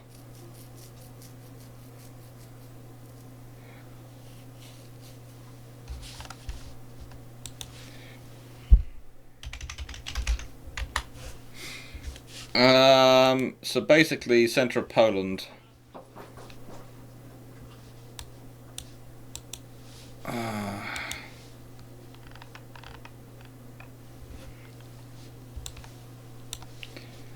Well, there's always the Vistula River. That goes quite a long way, and that goes all the way through Poland. Gets more narrow at certain points, but yeah, you could say Vistula River, etc. That sort of area provides a national defence, and they managed to hold Warsaw, Bydgoszcz, and Gdansk. Which, if they sort of hold on to that area, yeah, there are some various terrain features that could help them defend it. So yes, they could theoretically do that. Okay, so basically you're saying that the Germans have managed to build such a strong defensive line behind the Vistula River, etc., that the Soviet Union gets deadlocked and the Allies take out the rest of it. You end up with possibly a divided Poland.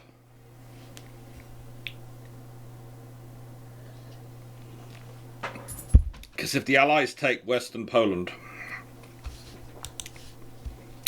it would be an interesting thing.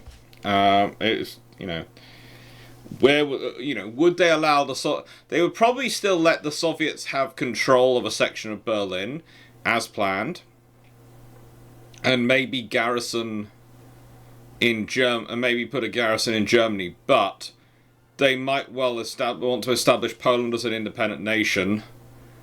So they would probably put an allied garrison in Poland, the Free Polish Forces would set up in Western Poland, and you might end up with a divided Poland, which would be a whole other thing for them to deal with. You probably don't end up with a divided Poland for that long, because the Poles, in my experience, being Polish trumps everything else.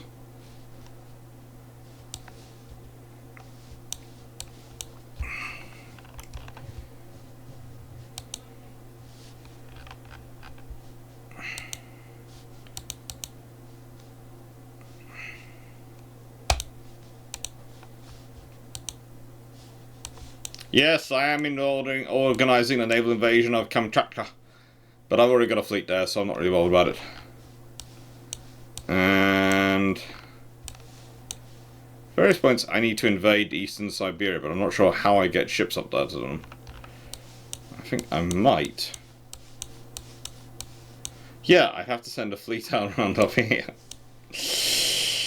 Oh, I think that's eastern Siberia.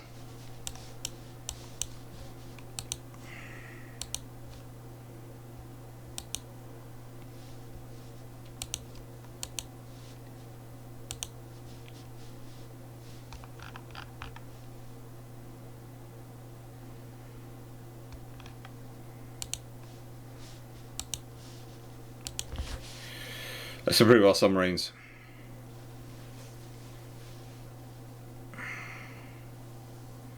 But basically, if the Allies...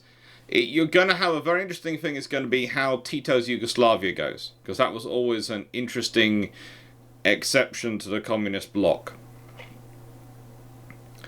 If Yugoslavia goes down an even more middle-of-the-road route, i.e. communist but with capitalist attributes and basically a very interesting form of dictatorship going on there. Not a particularly nice dictatorship, but still, you know, but no dictatorship is.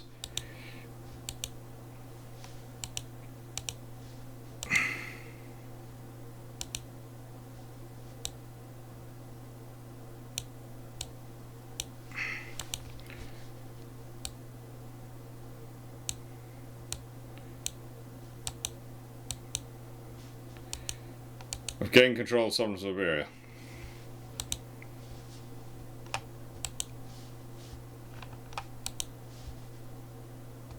Oh, good. That's over. That's...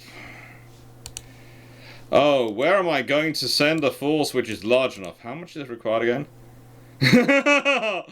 I'm sending 6 battleships with about 180,000 tons worth of... yeah, that's just not fair. Okay, let's go back to Soviet Union and see if we can do any more naval invasions. No. Not a moment. Should I improve relations with Germany? Shall I improve relations with Germany? Not particularly.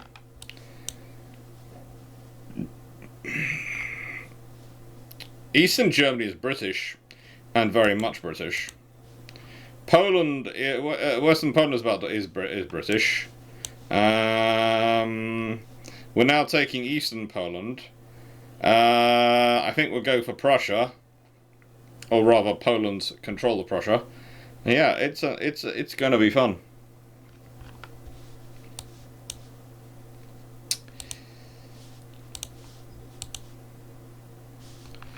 Can't do any more invasions at the moment, so I'll leave that. Research I will leave. I've got that all structured up. Ship design. Let's go to submarines.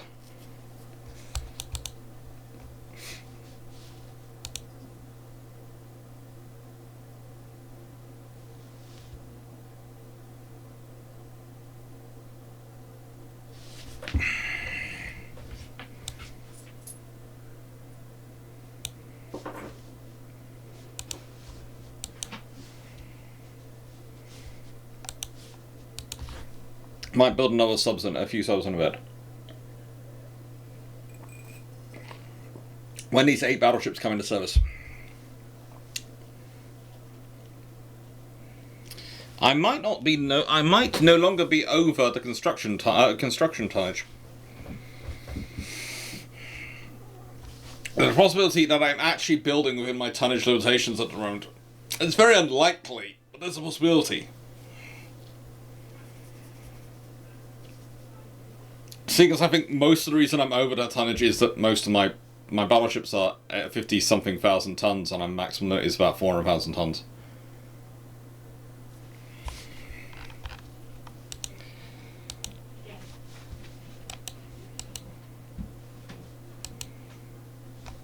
Ooh, better armor's coming. Ocean-going submarines. They'd like to order a noun. I will let them order a noun, but that's gonna cost me a lot. No. Okay.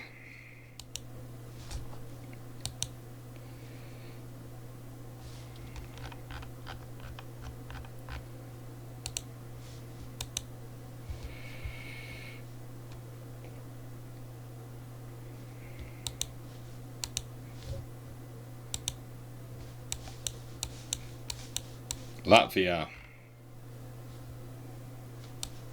Oh goody, yes. We're gonna take that.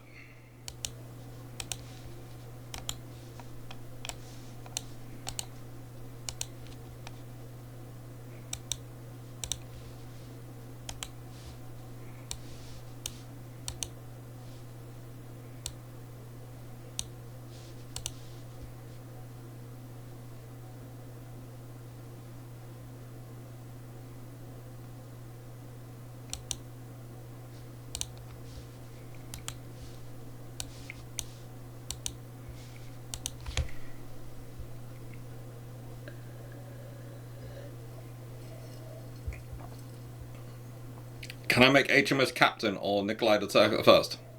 USS Texas, the first battleship one. Not in this video. But I think USS Texas is coming up in the key ship series. I think she is.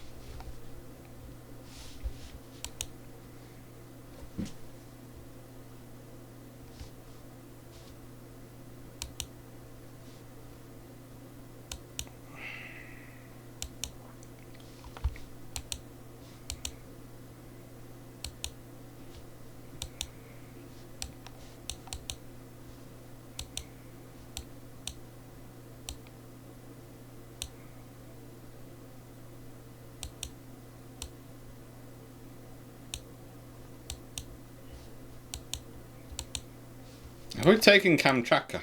Yes, we have. Kamchatka.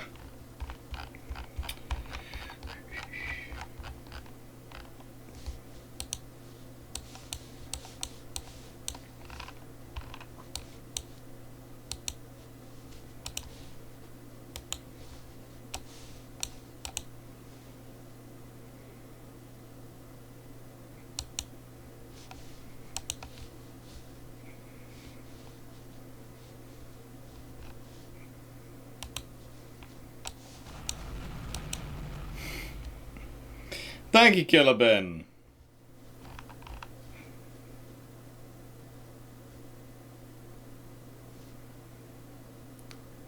The question is, I really need to come up with a way of cycling through my actual fleet deployments so I can actually get to them when they're behind on the fact. So this is one of the things which I will say again annoys me on this game, because I know, because I can see, I've got 2 fleets there.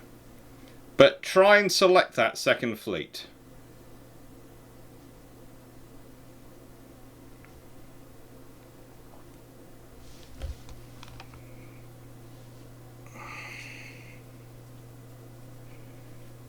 Admittedly, I should be able to do that without too much pressure, so I might not actually send them.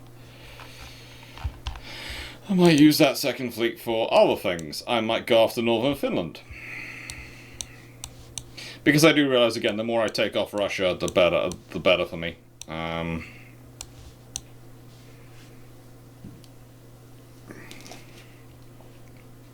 The more of... No, I'm taking everything off Russia. This is the thing. The point is, even Kamchatka was worth me taking off Russia just so that they didn't have it.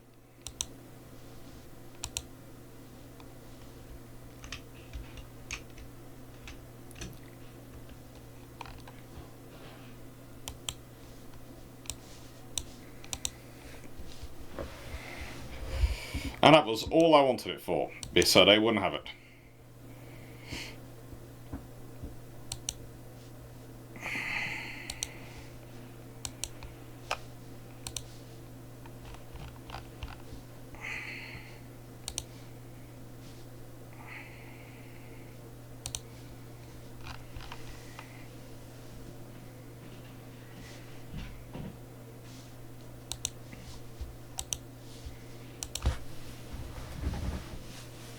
Killerman, question. It's 1936 and both Friend and Pulse are ZTD following a nasty collision. Do you try and take bits out of them and build 2 new ones, or do you use the displacement for other ships? I use the displacement for other ships. It's 1936, I build 2 new ships. Renown and Repulse are actually both lighter than Tiger was. So in 1936, I've also just got rid of Tiger, so I can either order more King George V's, or I could maybe order a Vanguard early, or some kind of Vanguard early. But probably what I do is I start by ordering an earlier battleship design. Interesting enough, if it's 1936...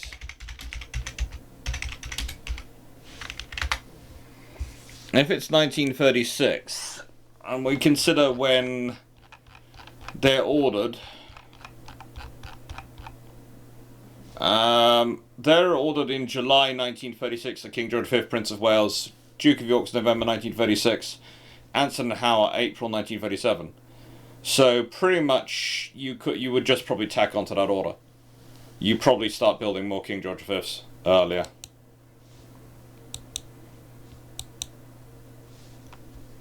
Or you start lines earlier. It's going to be one of those options. You're going to want to build them.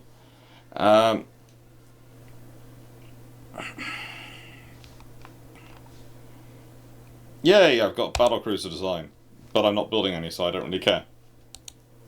Besides which, I've got a 32 knot battleship. No, Egypt can't have a battleship. I'm building one for Canada because I named my classes after her.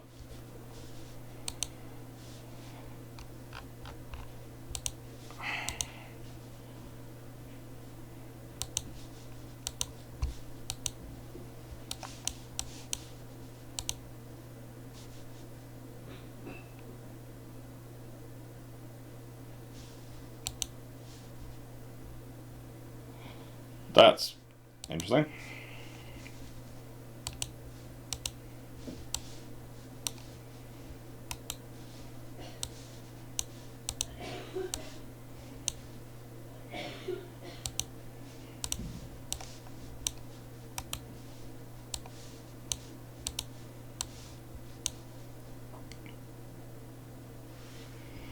Yeah, I think that's going to succeed. And then we can take Northern Finland.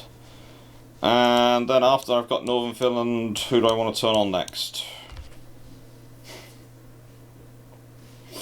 My economy's doing quite well. I should be at 30-something millions, aren't we?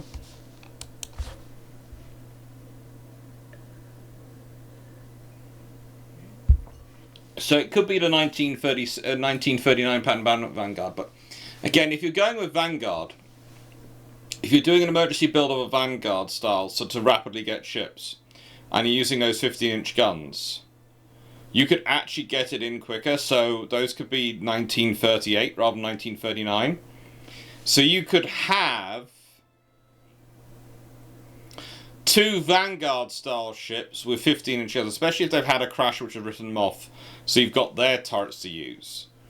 You could honestly have 2 4-turreted Vanguards for, produced in 1938, if you're using the 15-inch guns off the shelf.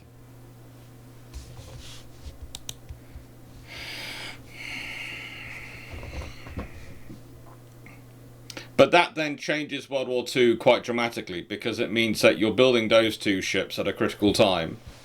And if they're launched and in service and brand new, then you've got them to go and take the lead with things, rather than necessarily relying on Hood and Renown. So you have a different scenario going on. Because if one of those is at chasing... Let's put it this way. If you've got a Vanguard-style ship,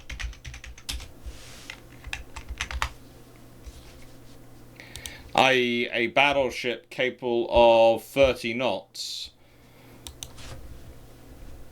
Charnos and Gneisenau are 31-knot ships.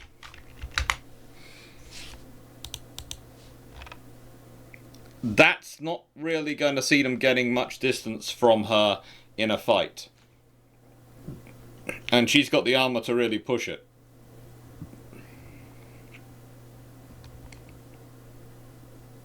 Now, admittedly, as completed, she's 45,200 tons in standard, but there is a design for her which would have been 35,000 tons in standard, and frankly, they could have built that quite quickly. And a lot of those standard increases in weight, etc., are radar and those things which come in later. Maron, when changing barrel length but not diameter, how much does that affect the magazine? Not really much.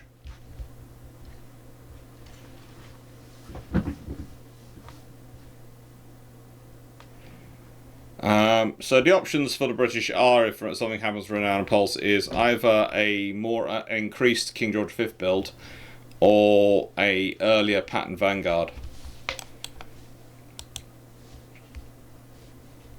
They might, because of the loss of because of their planning on building up their fleet, go with the earlier pattern Vanguard because it would be a rapid build program.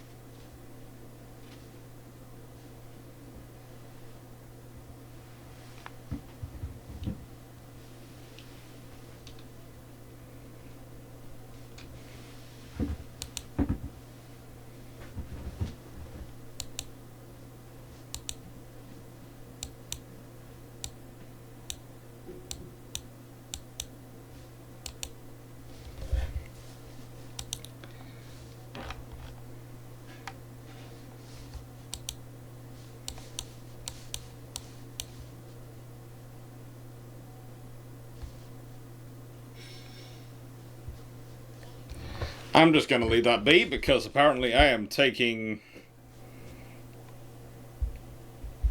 Latvia and Northern Finland, and at which point I don't have to work out which other parts of Russia I'm going to take.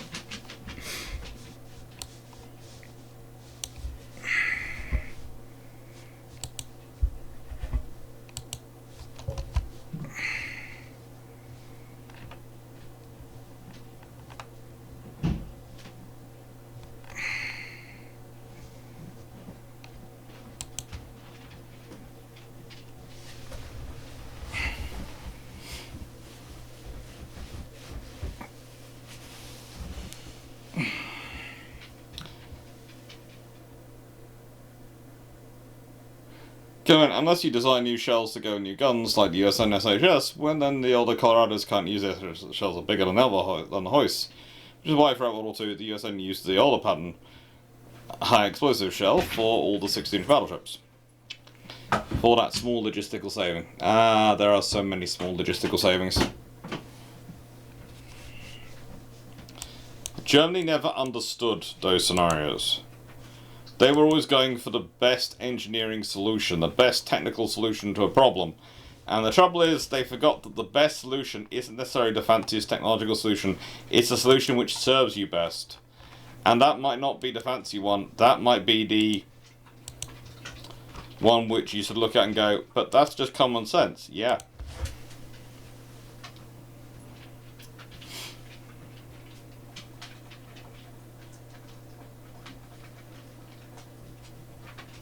So I find amusing, as much as people go on about the IGN 18.1-inch AA shell, that the USN did fit 16-inch HC, that's high explosive shells, with radar proximity fuses for Schubermond, meaning you could use the 16s as AA guns, and how them sort of actually work. Hey, there's nothing wrong with being inventive.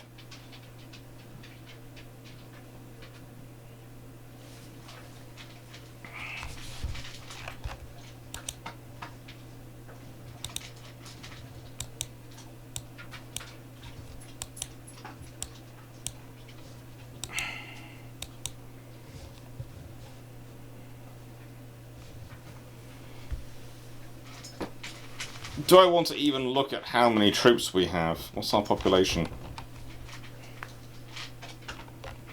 So, population for Britain is 47 million, roughly. It's not that big.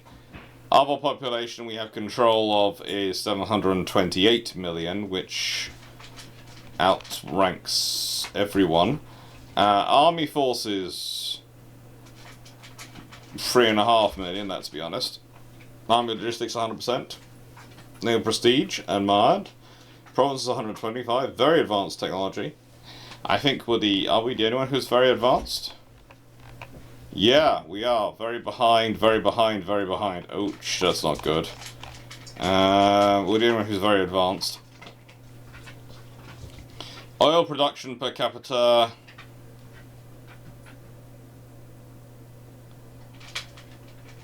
is well below America, because they have 400,000 barrels per capita.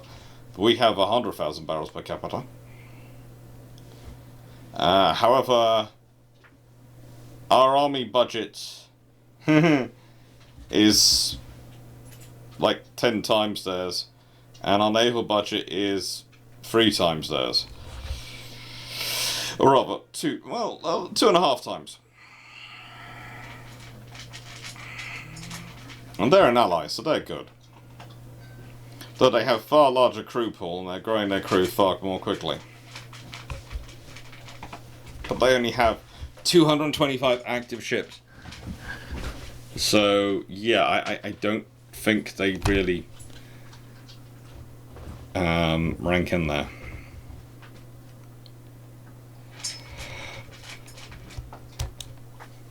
You need more ships, they do.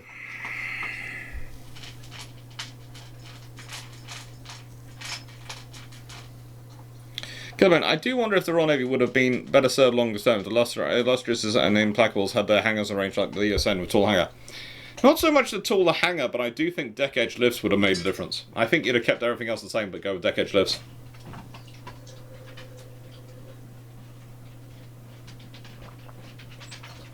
Guardsman 14, you are actually trying to make me sick. I mean, I read that while I was drinking, and I almost blooded all over my keyboard.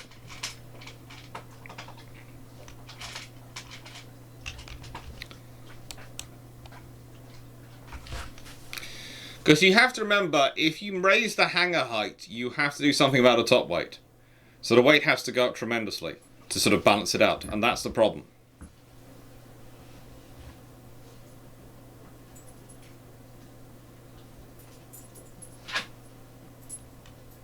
Yeah, the zero length catapult, the hangar deck catapults of DSN are interesting systems.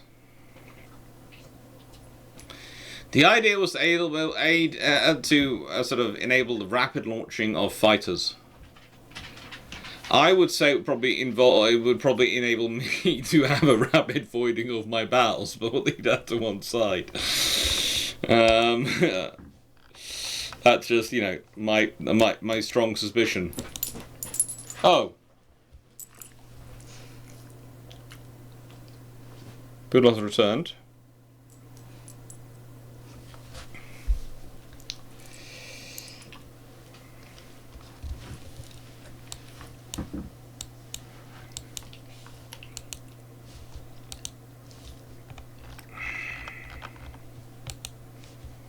Where can we invade? Eastern Siberia. Yes, invade there.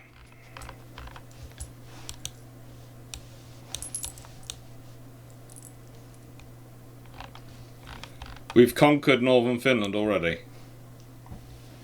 Got one more turn to conquer Latvia. This map should really be able to sort of just be painted red. What should happen then? It should just sort of start colouring in, going, where do you control? How much of the world population do you now control? It's getting easier almost to list what I don't control than rather than what I do.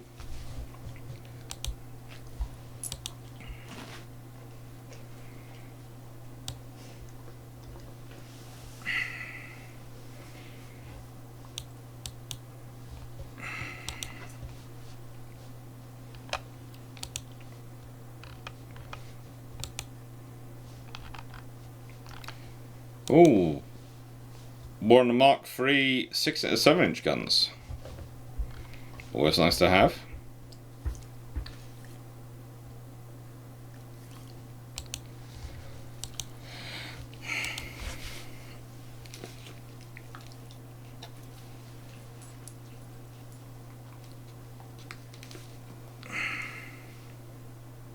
Gosman, have you heard any more from that guy who said Royal Navy carriers were just scout carriers?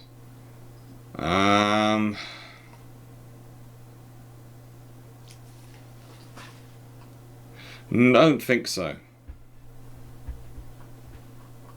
Honestly, there's a whole load of correspondence and things which I keep meaning to get to, which I haven't been able to because of all the stuff going on. So, yeah, basically, if you haven't heard from me, I apologize, but I will catch up eventually.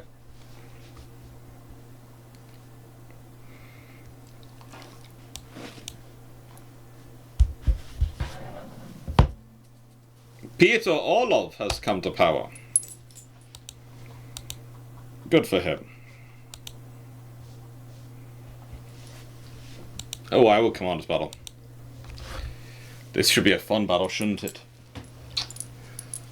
Yes, fun battle. It's against the Russians, so you don't usually aid them. Spanish and French you aid. I think because of your sisters, but you never aid the Russians. It was the first time, but you know, you don't usually.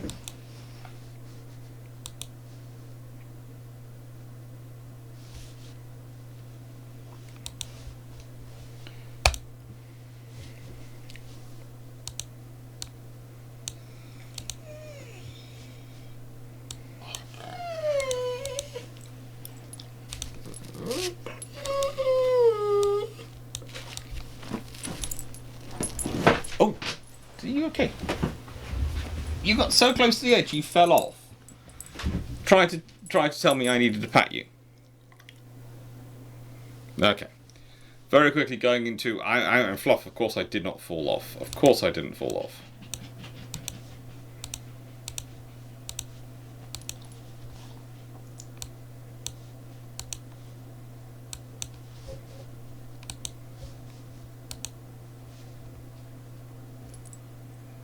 Oh, what are those destroyers doing?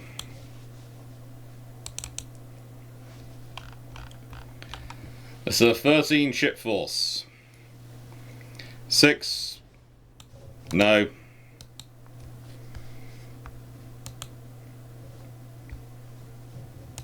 We are not going to chase these down. We are going to take them out.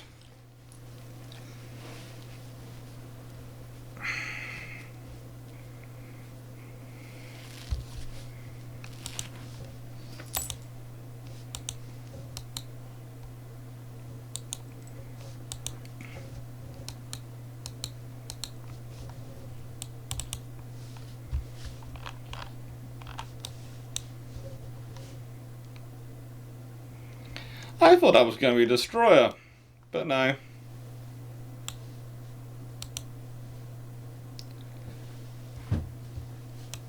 That oil patch is cool.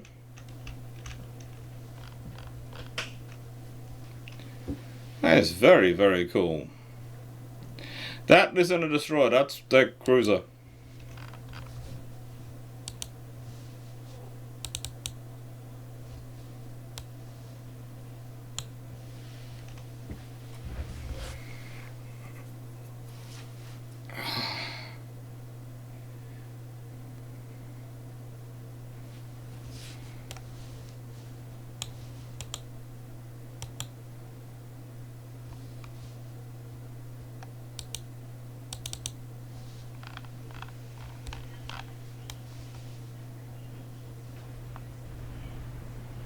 Why will you solo bring that anywhere near this fleet? You know, it's brave, but it's stupid.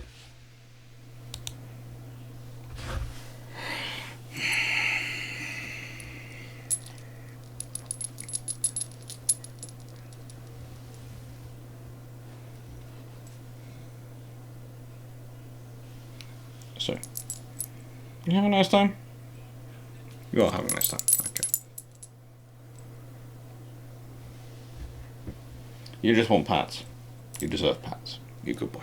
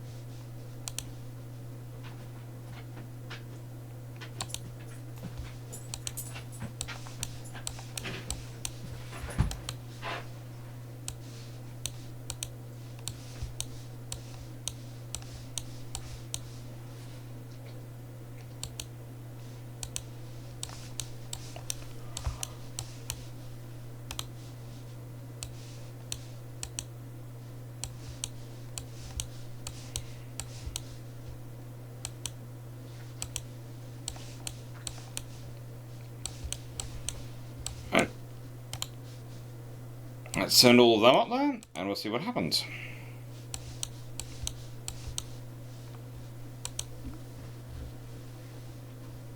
Hello, Paul. It happens, don't worry. I'm going to keep going a bit, and then I'm going to go get my lunch, I think. For tonight's live. Poodle has moved now again.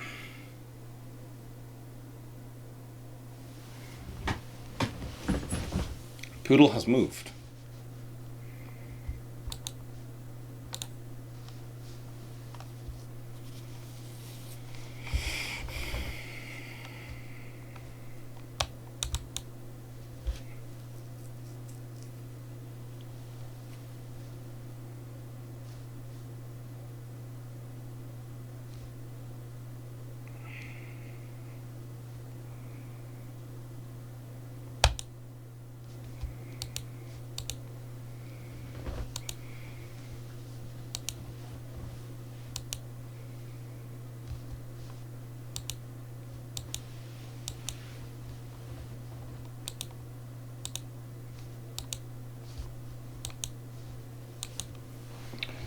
And let's get that done. No, I want a control station upgrade.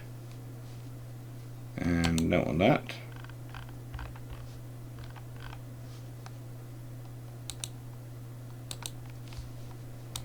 On that, and let's see what happens.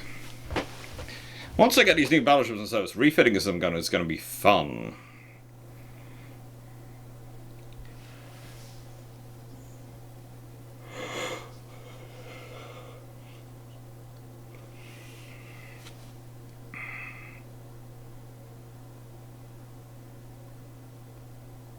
I was looking tired in last videos.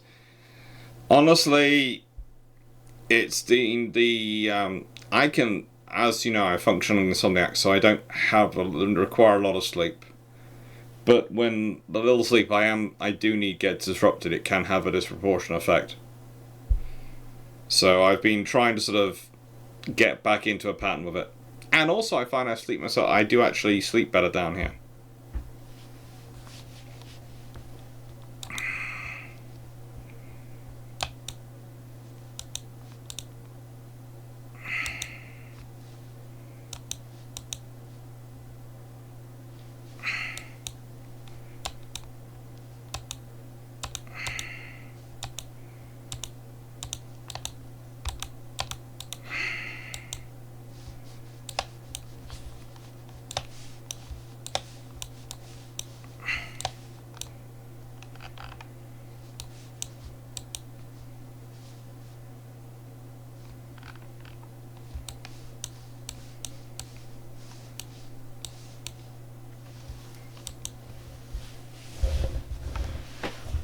Can't do any more naval invasions of them.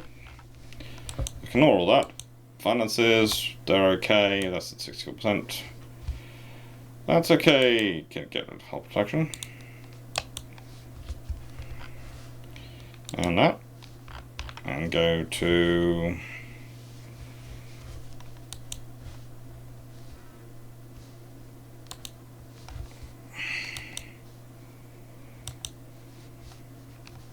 those.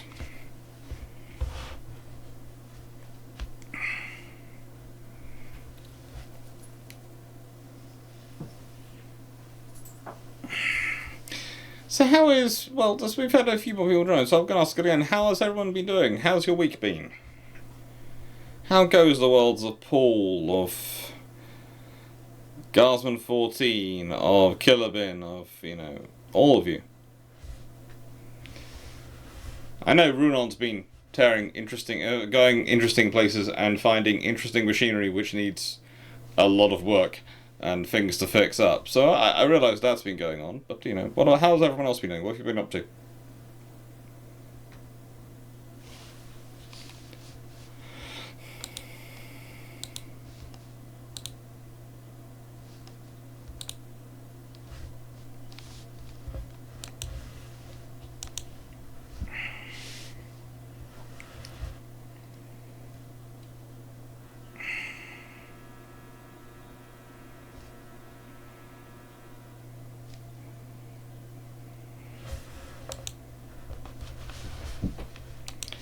This was not sensible for them.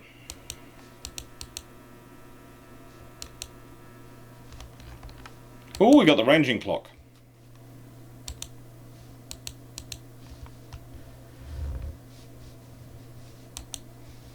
Naval invasion. Let's see whether we can invade China, or we can't invade either.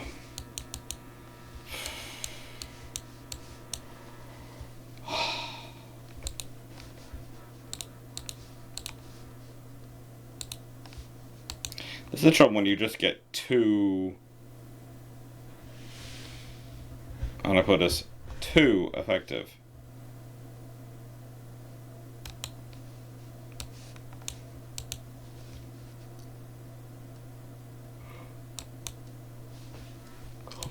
Oh, sorry, yawning again, aren't I?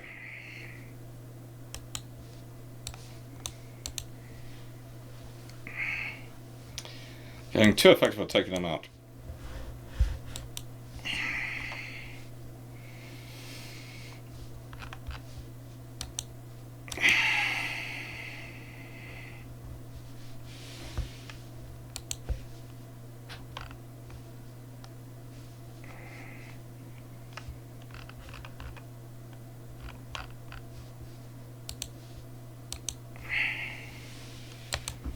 See, where we're going to get to in 1916.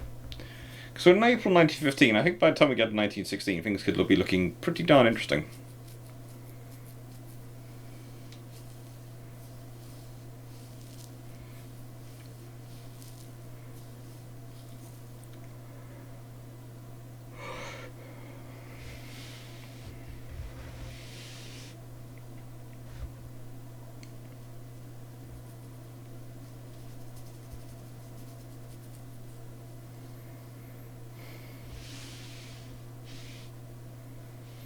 Gospel morning, celebrating kids' birthday today and painting Dark Elba. Clean house. Cool. Oh, much mattress. Actually cooked a falls for his dinner for the first time in 7 years. That's nice.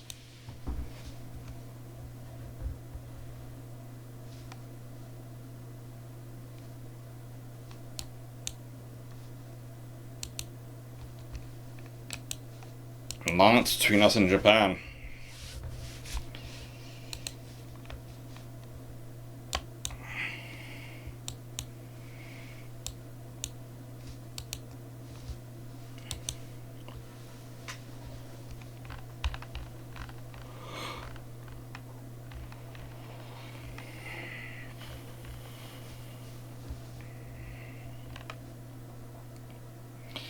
GDP 357 billion.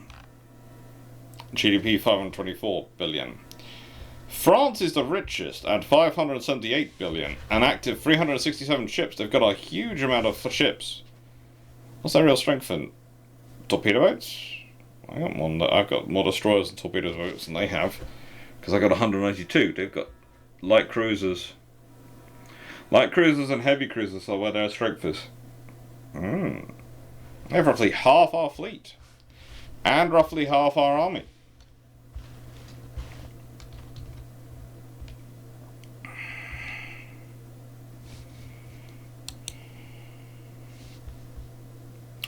We're going to have to watch the French. Because at a certain point we're going to end up having to humble them, aren't we?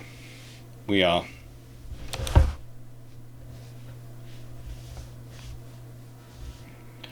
Those should get through soon. Hi, Spike. How's it going?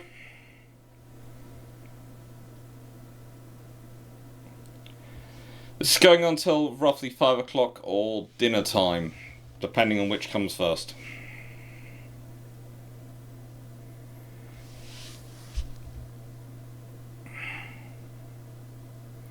Well, funny, not going to lie about your question about Battle of Tsushima. It's very hard to answer, as the butterfly effect of that is just crazy to work out. As the European powers could swing large numbers of ways, then what would happen to Japan would be shockwaves. You sound as if you need a power kit. No, I'll be okay. It's going to sound strange, but I yawn more when I'm hungry.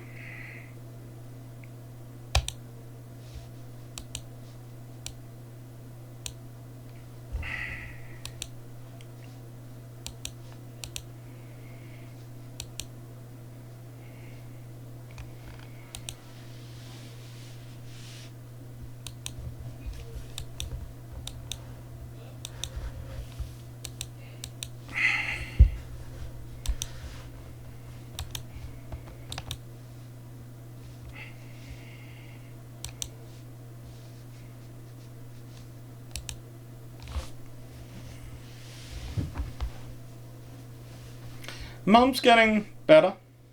Mum is certainly getting better. It's a case of taking it slowly, taking it cautiously, but she's getting better. Leg infections are not fun. They really aren't. And I wish we could speed it up, but you can't do more than we're doing, really.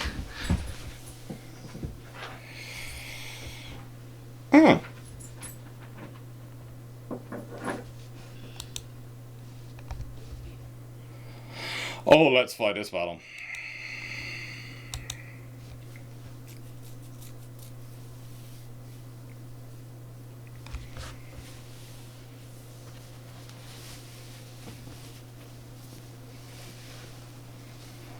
The Deutschland.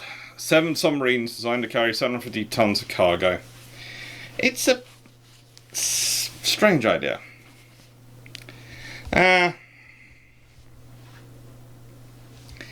The thing is,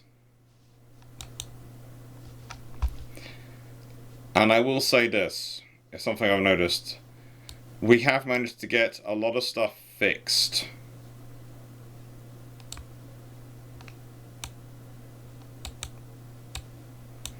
Which otherwise we might not have got fixed.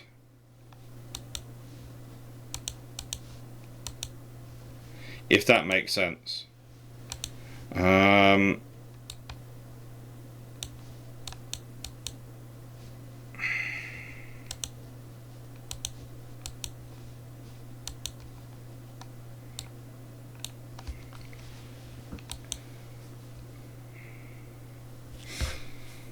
It was very useful for us to get it all fixed and all sorted out and work through.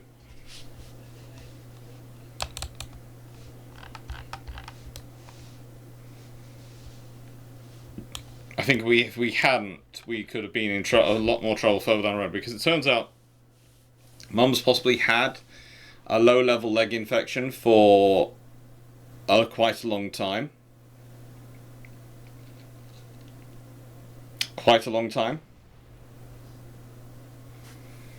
And frankly, losing sleep and spending a lot of time in hospitals to get it sorted out is not really going to worry me.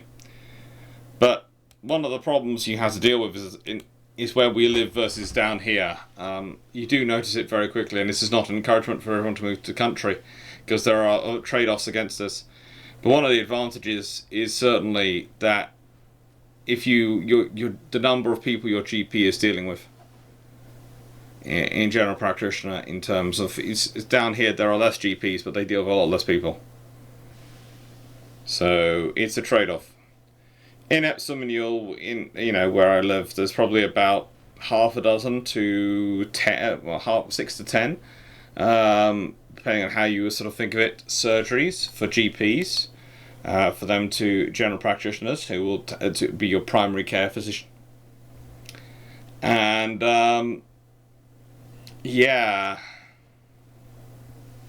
as good as they will try to be, and they will try to be very, very good, and as many of them as there are, they probably each have 20,000 patients they're responsible for. And there's a limit to what you can do. There's a limit to what you can do. There's a limit to how you can do it. Which is nothing bad, and nothing to say rude sort of things about them.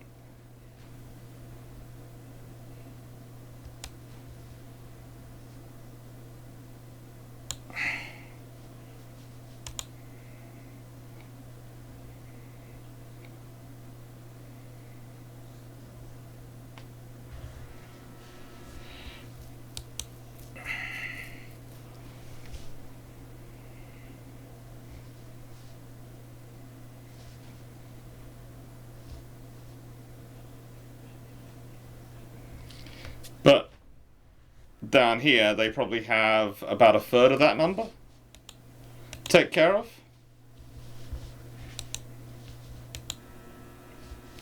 And that's important. That changes things.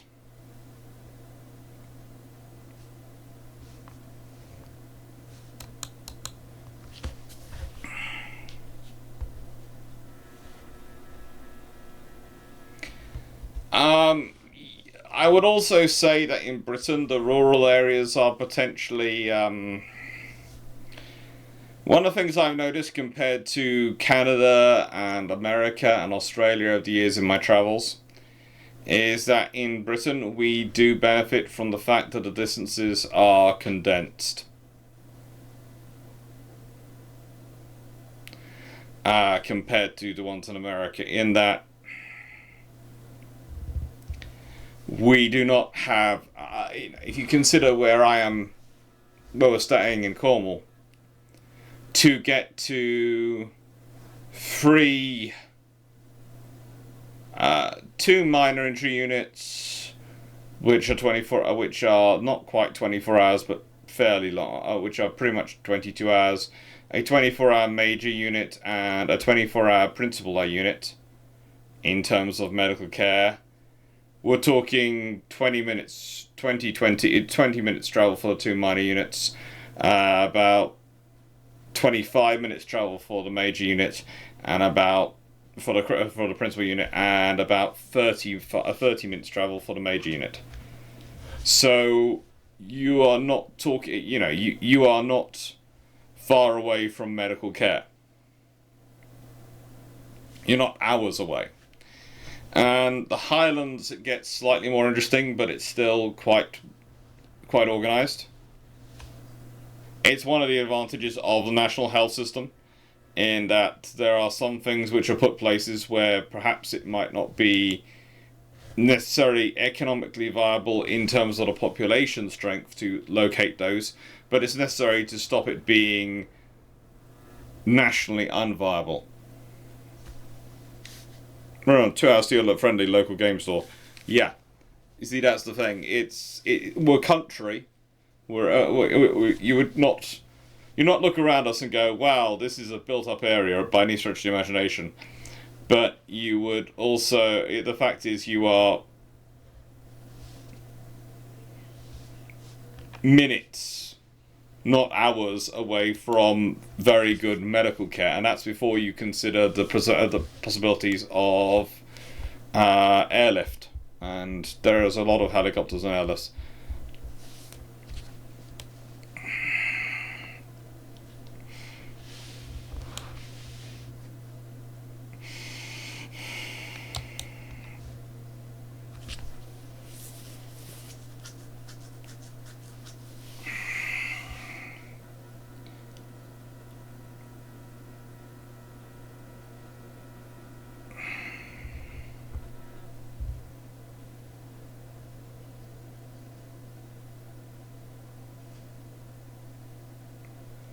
My pre-dreadnoughts are trying to behave like dreadnoughts and do long-range fire, aren't they?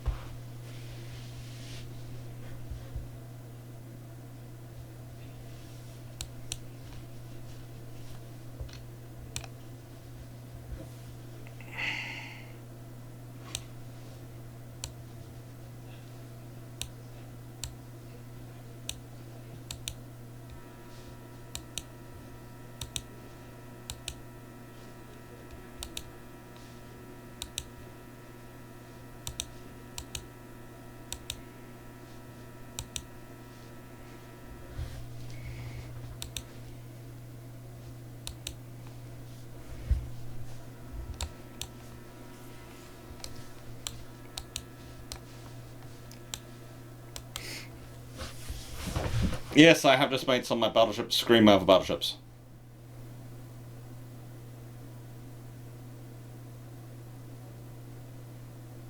No, no, my work sort was termed to be a critical access hospital. They get money from the feds to keep door open and a certain level of care. Then it's not from eliminate the OR steward cleaner janitor position though. Yeah, that's not sensible. Eliminating cleaners is never a good idea in a medical facility. It might theoretically save money because you go, yes, well the nursing staff can do the cleaning job. No, you don't want the nursing staff doing the cleaning job. You want the nursing staff concentrating on nursing. You want to get you want the cleaning to be done properly. And you want that to be done by someone who's going to concentrate on the cleaning. Because also, cleaning to the standards that you require for medical facilities is actually, to an extent, a specialised job. Because you have to think about what chemicals you're going to use, etc.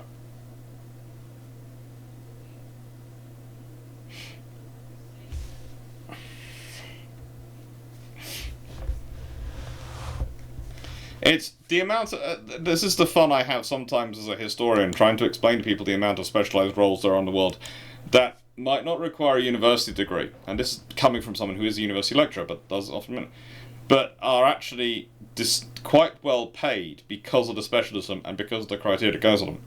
Another good example is our train drivers. Train drivers often get a lot of flack for the sheer amount of pay they get, and I do believe that the future of railways is probably increased automation. But the thing is about a train driver is they have hundreds of lives dependent upon their skill, and if they muck up, you are dead. And that's why they get paid the money they do. They have to work sometimes weird hours, often weird hours, and they have to be available over 7 days a week, 52 weeks a year, 7 days a week.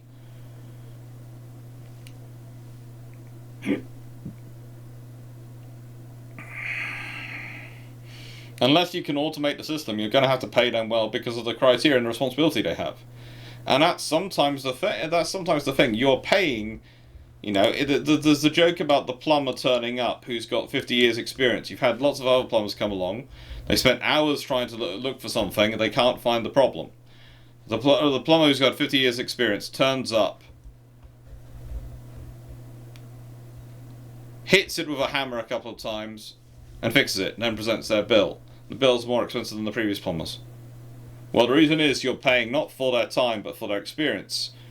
With a railway driver, you're paying not for necessarily for their time, you're paying for the responsibility that they have upon them. And the criteria they have to live their life by, to an extent, in order to do that job.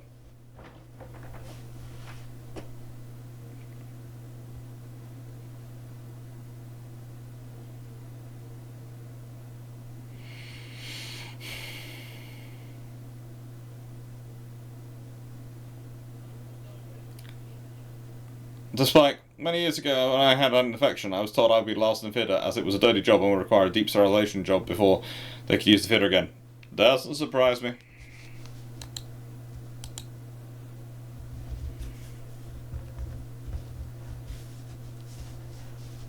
Paul, a lot of people who complain about other people's wages have no idea the skills needed to do the job. True.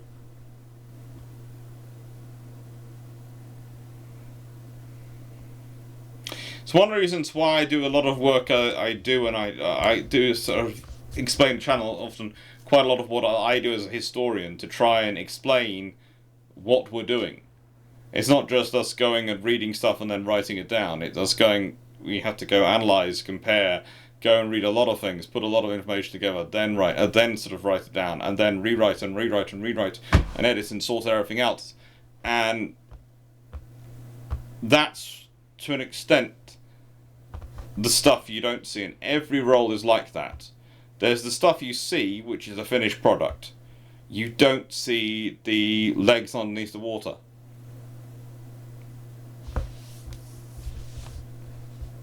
Waves in licensed Sparky with 10 plus years experience. Yeah, exactly.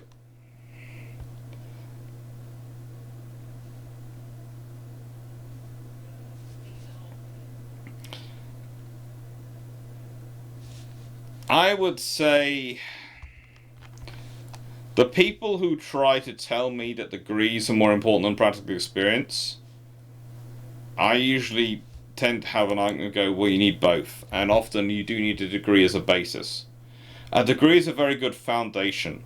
I think, in my experience, in most professions, a degree can get you to the equivalent of 5 years into the role from starting without a degree.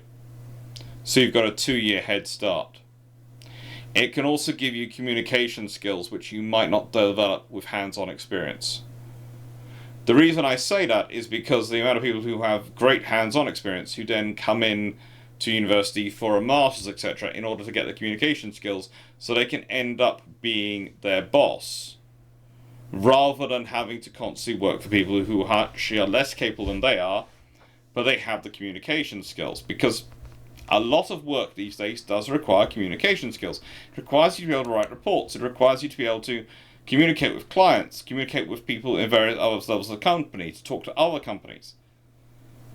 And that requires written as well as verbal communication. It requires clear, concise, referenced written communication. You know, one of the things that's often misunderstood about building regulations is one of the reasons you have them is to provide a frame of reference so that people can work together.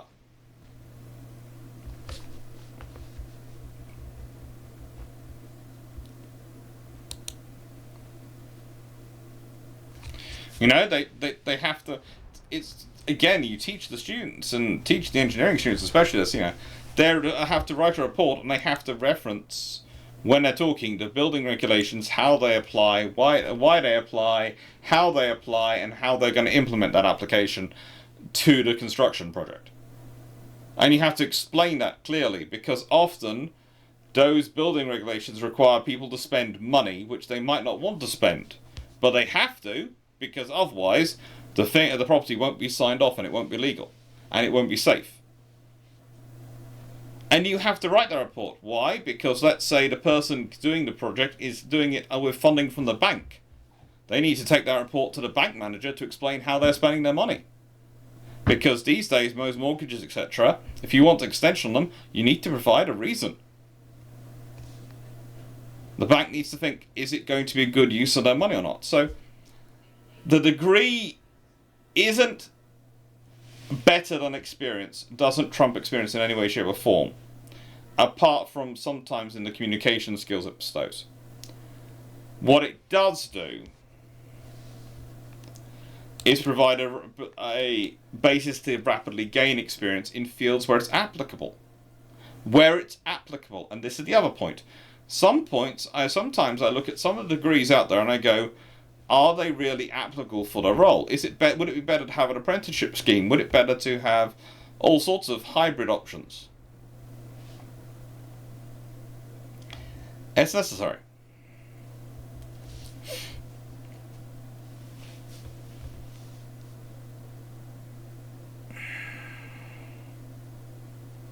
So it's like, the number of parents who panicked at the start of the pandemic when they were told that they would have to be teaching assistants for homeschooling. It was fun times. Remember, I'm in the running for a 60k a year benefits job plus lighter dumber work that I'm doing. Now, doubling in pay comes from the expectation that when my phone rings at 0200, my aft is in the truck. Exactly. Ronald Sanders had an exchange on Reddit, a dryer receipt. An abandoned gas line. Gave a fairly step-by-step task list on how to correct it, and someone commented, used a tactical missile to sort of fly here. Everything I said was merely best practice minimum code. And that is the other problem, because some people go, but we can do this easier and cheaper. You can, but if it's not up to code, it's not going to get signed off. And also, here's the other problem. If you do it easier and cheaper, and then something happens, the insurance aren't going to pay out on it because they're going to go, well, it wasn't up to code.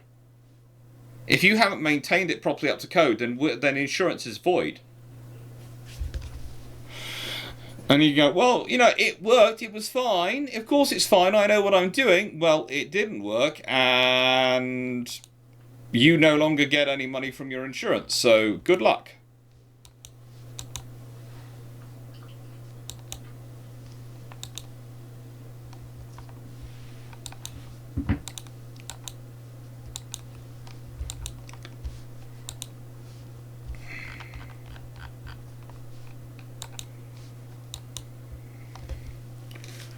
Ooh, where away? Northeast China. Let's go for Northeast China. We can get the rest. Paul, agree. Communication is very important, but that sort of should be part of learning while doing the apprenticeship, not core degree. But some of those don't believe or have been told they have no academic ability. Well, that's the thing with the apprenticeship program, especially these days. They are usually functioned into a university course. So you have the apprenticeship, you have the learning in the company, and learning the hands-on experience, but you also get to come to university. And I'd say it used to be great fun of my job would be hanging out, chatting to the apprenticeships and apprentice students and teaching them. Because they would often find it funny that they would come in and they'd be learning history of engineering when I was running this and academic skills with me, a historian. And they started off by going, oh, this is not going to be helpful, not going to be helpful. The amount of them who turned around and turned at the end of the year and said, you do realise this was probably the most useful course for us, because all the rest of the courses we know, we're just ticking off that we know and proving we know by doing the course. This was the first part of the course where we were learning something which we haven't been taught. Because you've taught us communication skills, and you've taught us how to use and properly reference information, so that when we can take those skills from referencing the history that we've done, and use it to reference building regulations, all those, and putting together those documents. And I go, yeah, and making an argument, making a case. That's exactly what I'm here to teach you. So it used to be quite strange, because the apprentice students, the person who was most helpful to them, as far as they were concerned, weren't the engineering teachers, because they were learning that on the job. Some of them were, they liked them all. They enjoyed interesting stuff. They learned interesting stuff, but they understood that from their job. The thing they weren't being taught on their job, because none of their bosses had time to sit down and teach them it, was stuff which the historian was teaching them in the class which they had originally thought was going to be, why are we doing this? Am I going to do USA or France next? Probably France, because they're bigger. They are getting rich and they're closer to me, and they're richer than the USA.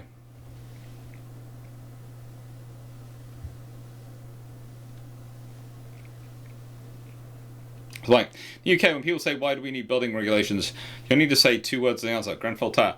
The trouble is that was technically within regulations. The thing is, that's a good reason of why we need regulations to be regularly updated and improved and examined. And the trouble is,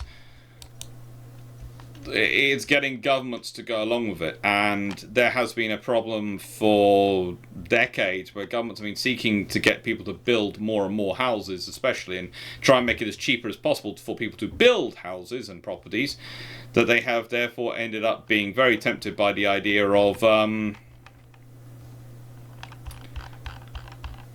how do I put this politely? Letting them, to an extent, I wouldn't say get away with things, but to an extent, letting them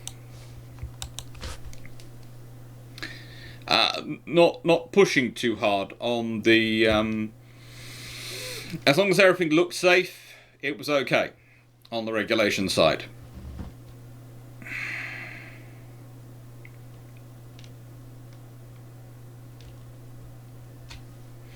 Right, it's 3 minutes to 5, so at 5 o'clock, do remind me, I need to go get some food. I do need to go sort out food. I am hungry.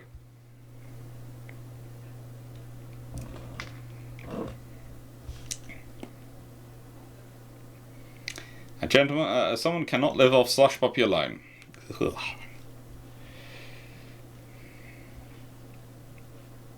Prefer iron brew.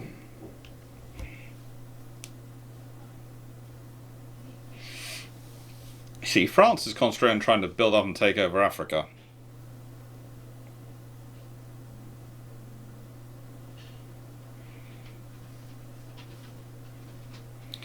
I've had several conversations where I've tried to impress upon people that at least the NEC is the minimum standard which you should not fall below. Yeah.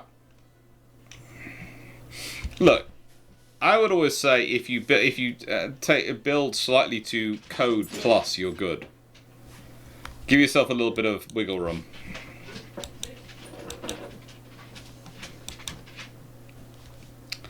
It will cost slightly more, but it'll produce a much better result.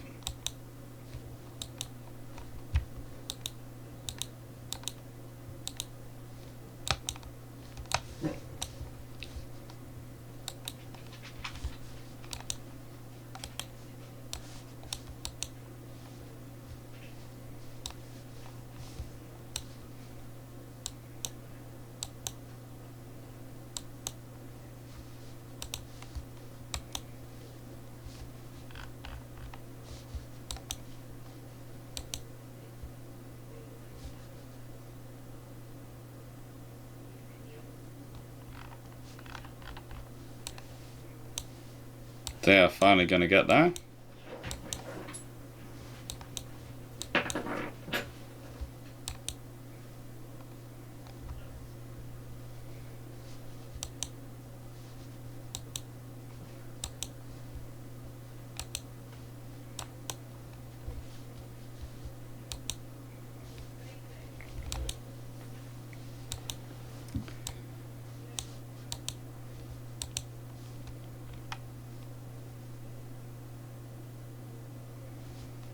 Okay, and where else do I have some ships down here? I have some ships down there, don't I? Bring these up to here.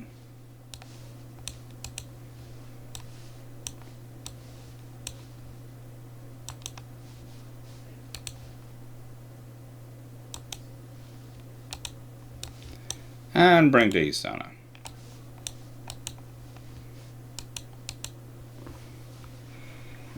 That should be enough. That should be enough.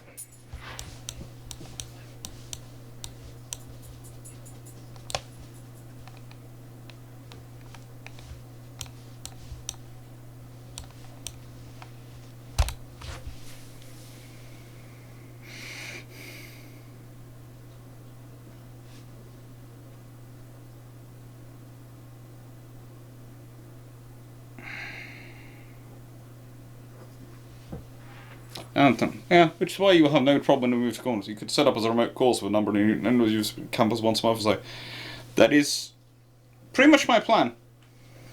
Basically, once we sorted everything out, then work it out. And there's a number of universities actually in Cornwall area who might actually quite like me to wander along to them. And I don't mind popping into it when it's close enough. And I don't mind doing the online stuff. Anyway, thank you very much for watching. So far, we haven't done much ship design in this video, but we did design a cool new battleship. It's just not into service yet. I have a feeling it will end up being part of our war with France. I have a feeling we'll be having a war with France at some point.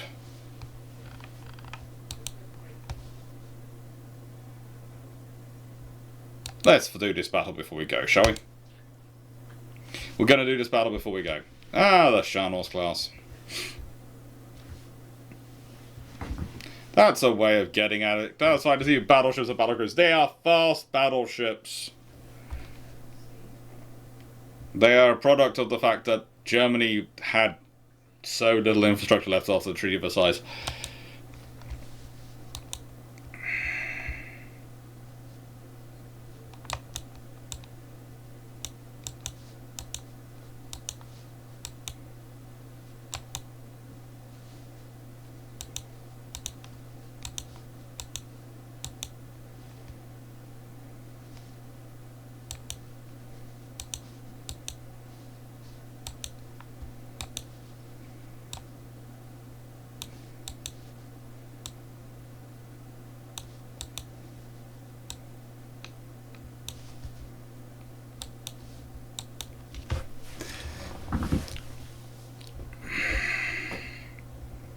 Let's let the battleships do what the battleships are going to do.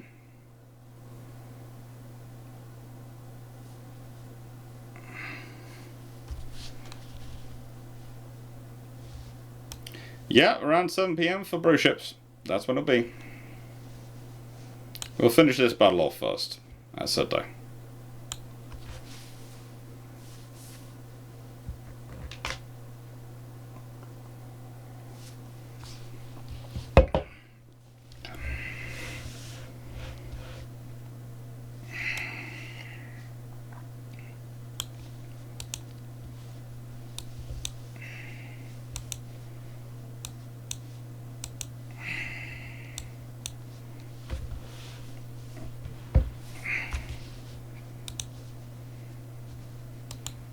No warspite, do not turn away. Engage! Engage, warspite.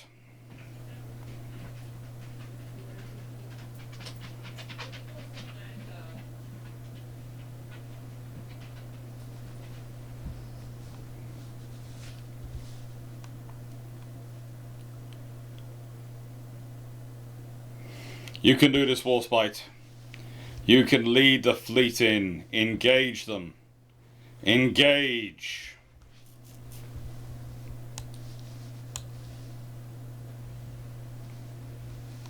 Let's get as close as we can.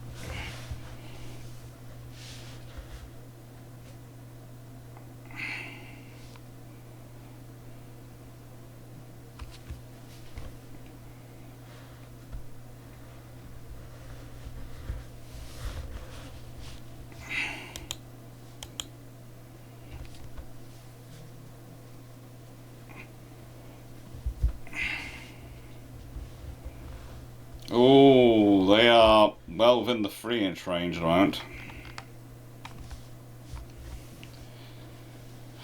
Well within the 3-inch range.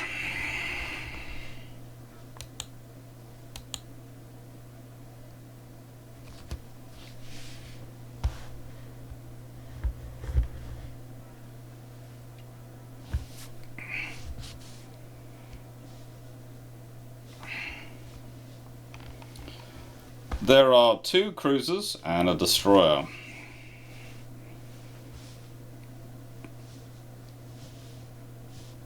The destroyer is trying to hide behind smoke again.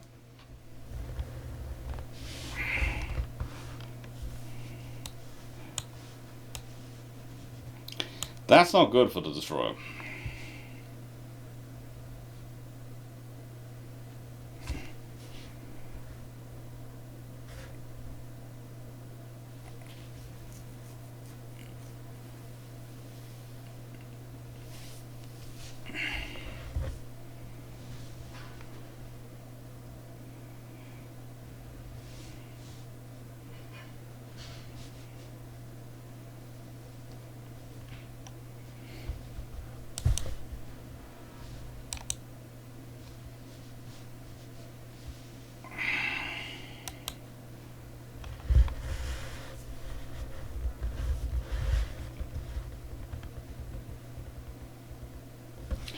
Let's see if we can't take out the destroyer, because if we can take out the destroyer, we're going to make getting up and coming up and attacking them that much easier.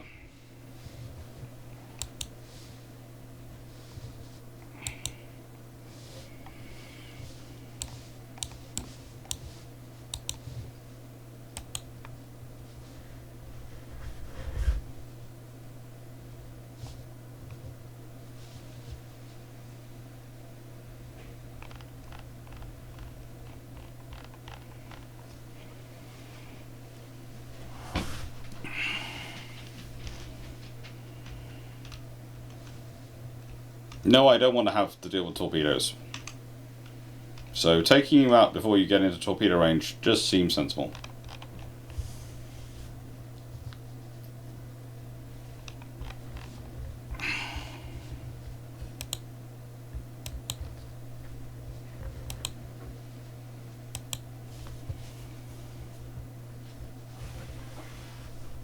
We're losing one of the light cruisers, HMS Brisbane.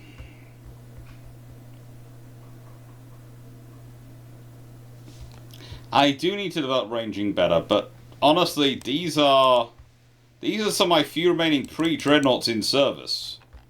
So I think their ranging is about as good as it's ever going to get.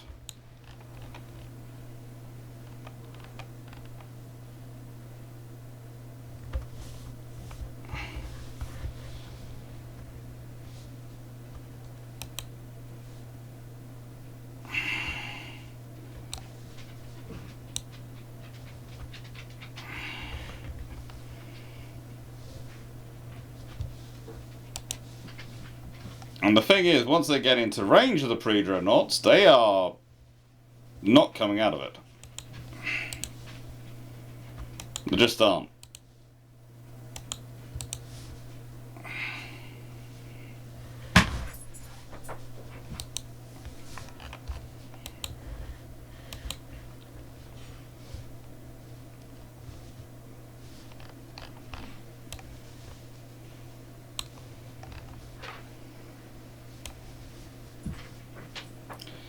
I don't think there's a single underdeck compartment of that ship which is not on fire or at risk of being on fire.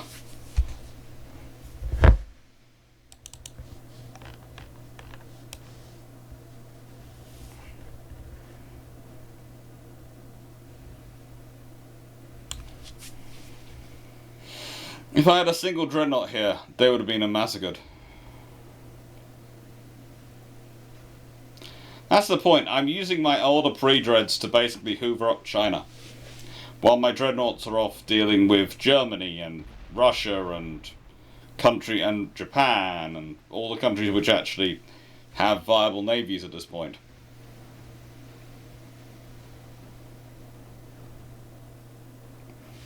Xianang, Xing Yang is gone. That's gone. That thing is sunk, and that will end our video today. Thank you very much everyone for watching. Hope you enjoyed. Let's make sure she sinks properly. We'd like to know she sunk properly. Thank you very much everyone. Take care, and hope you have a nice day. Thank you.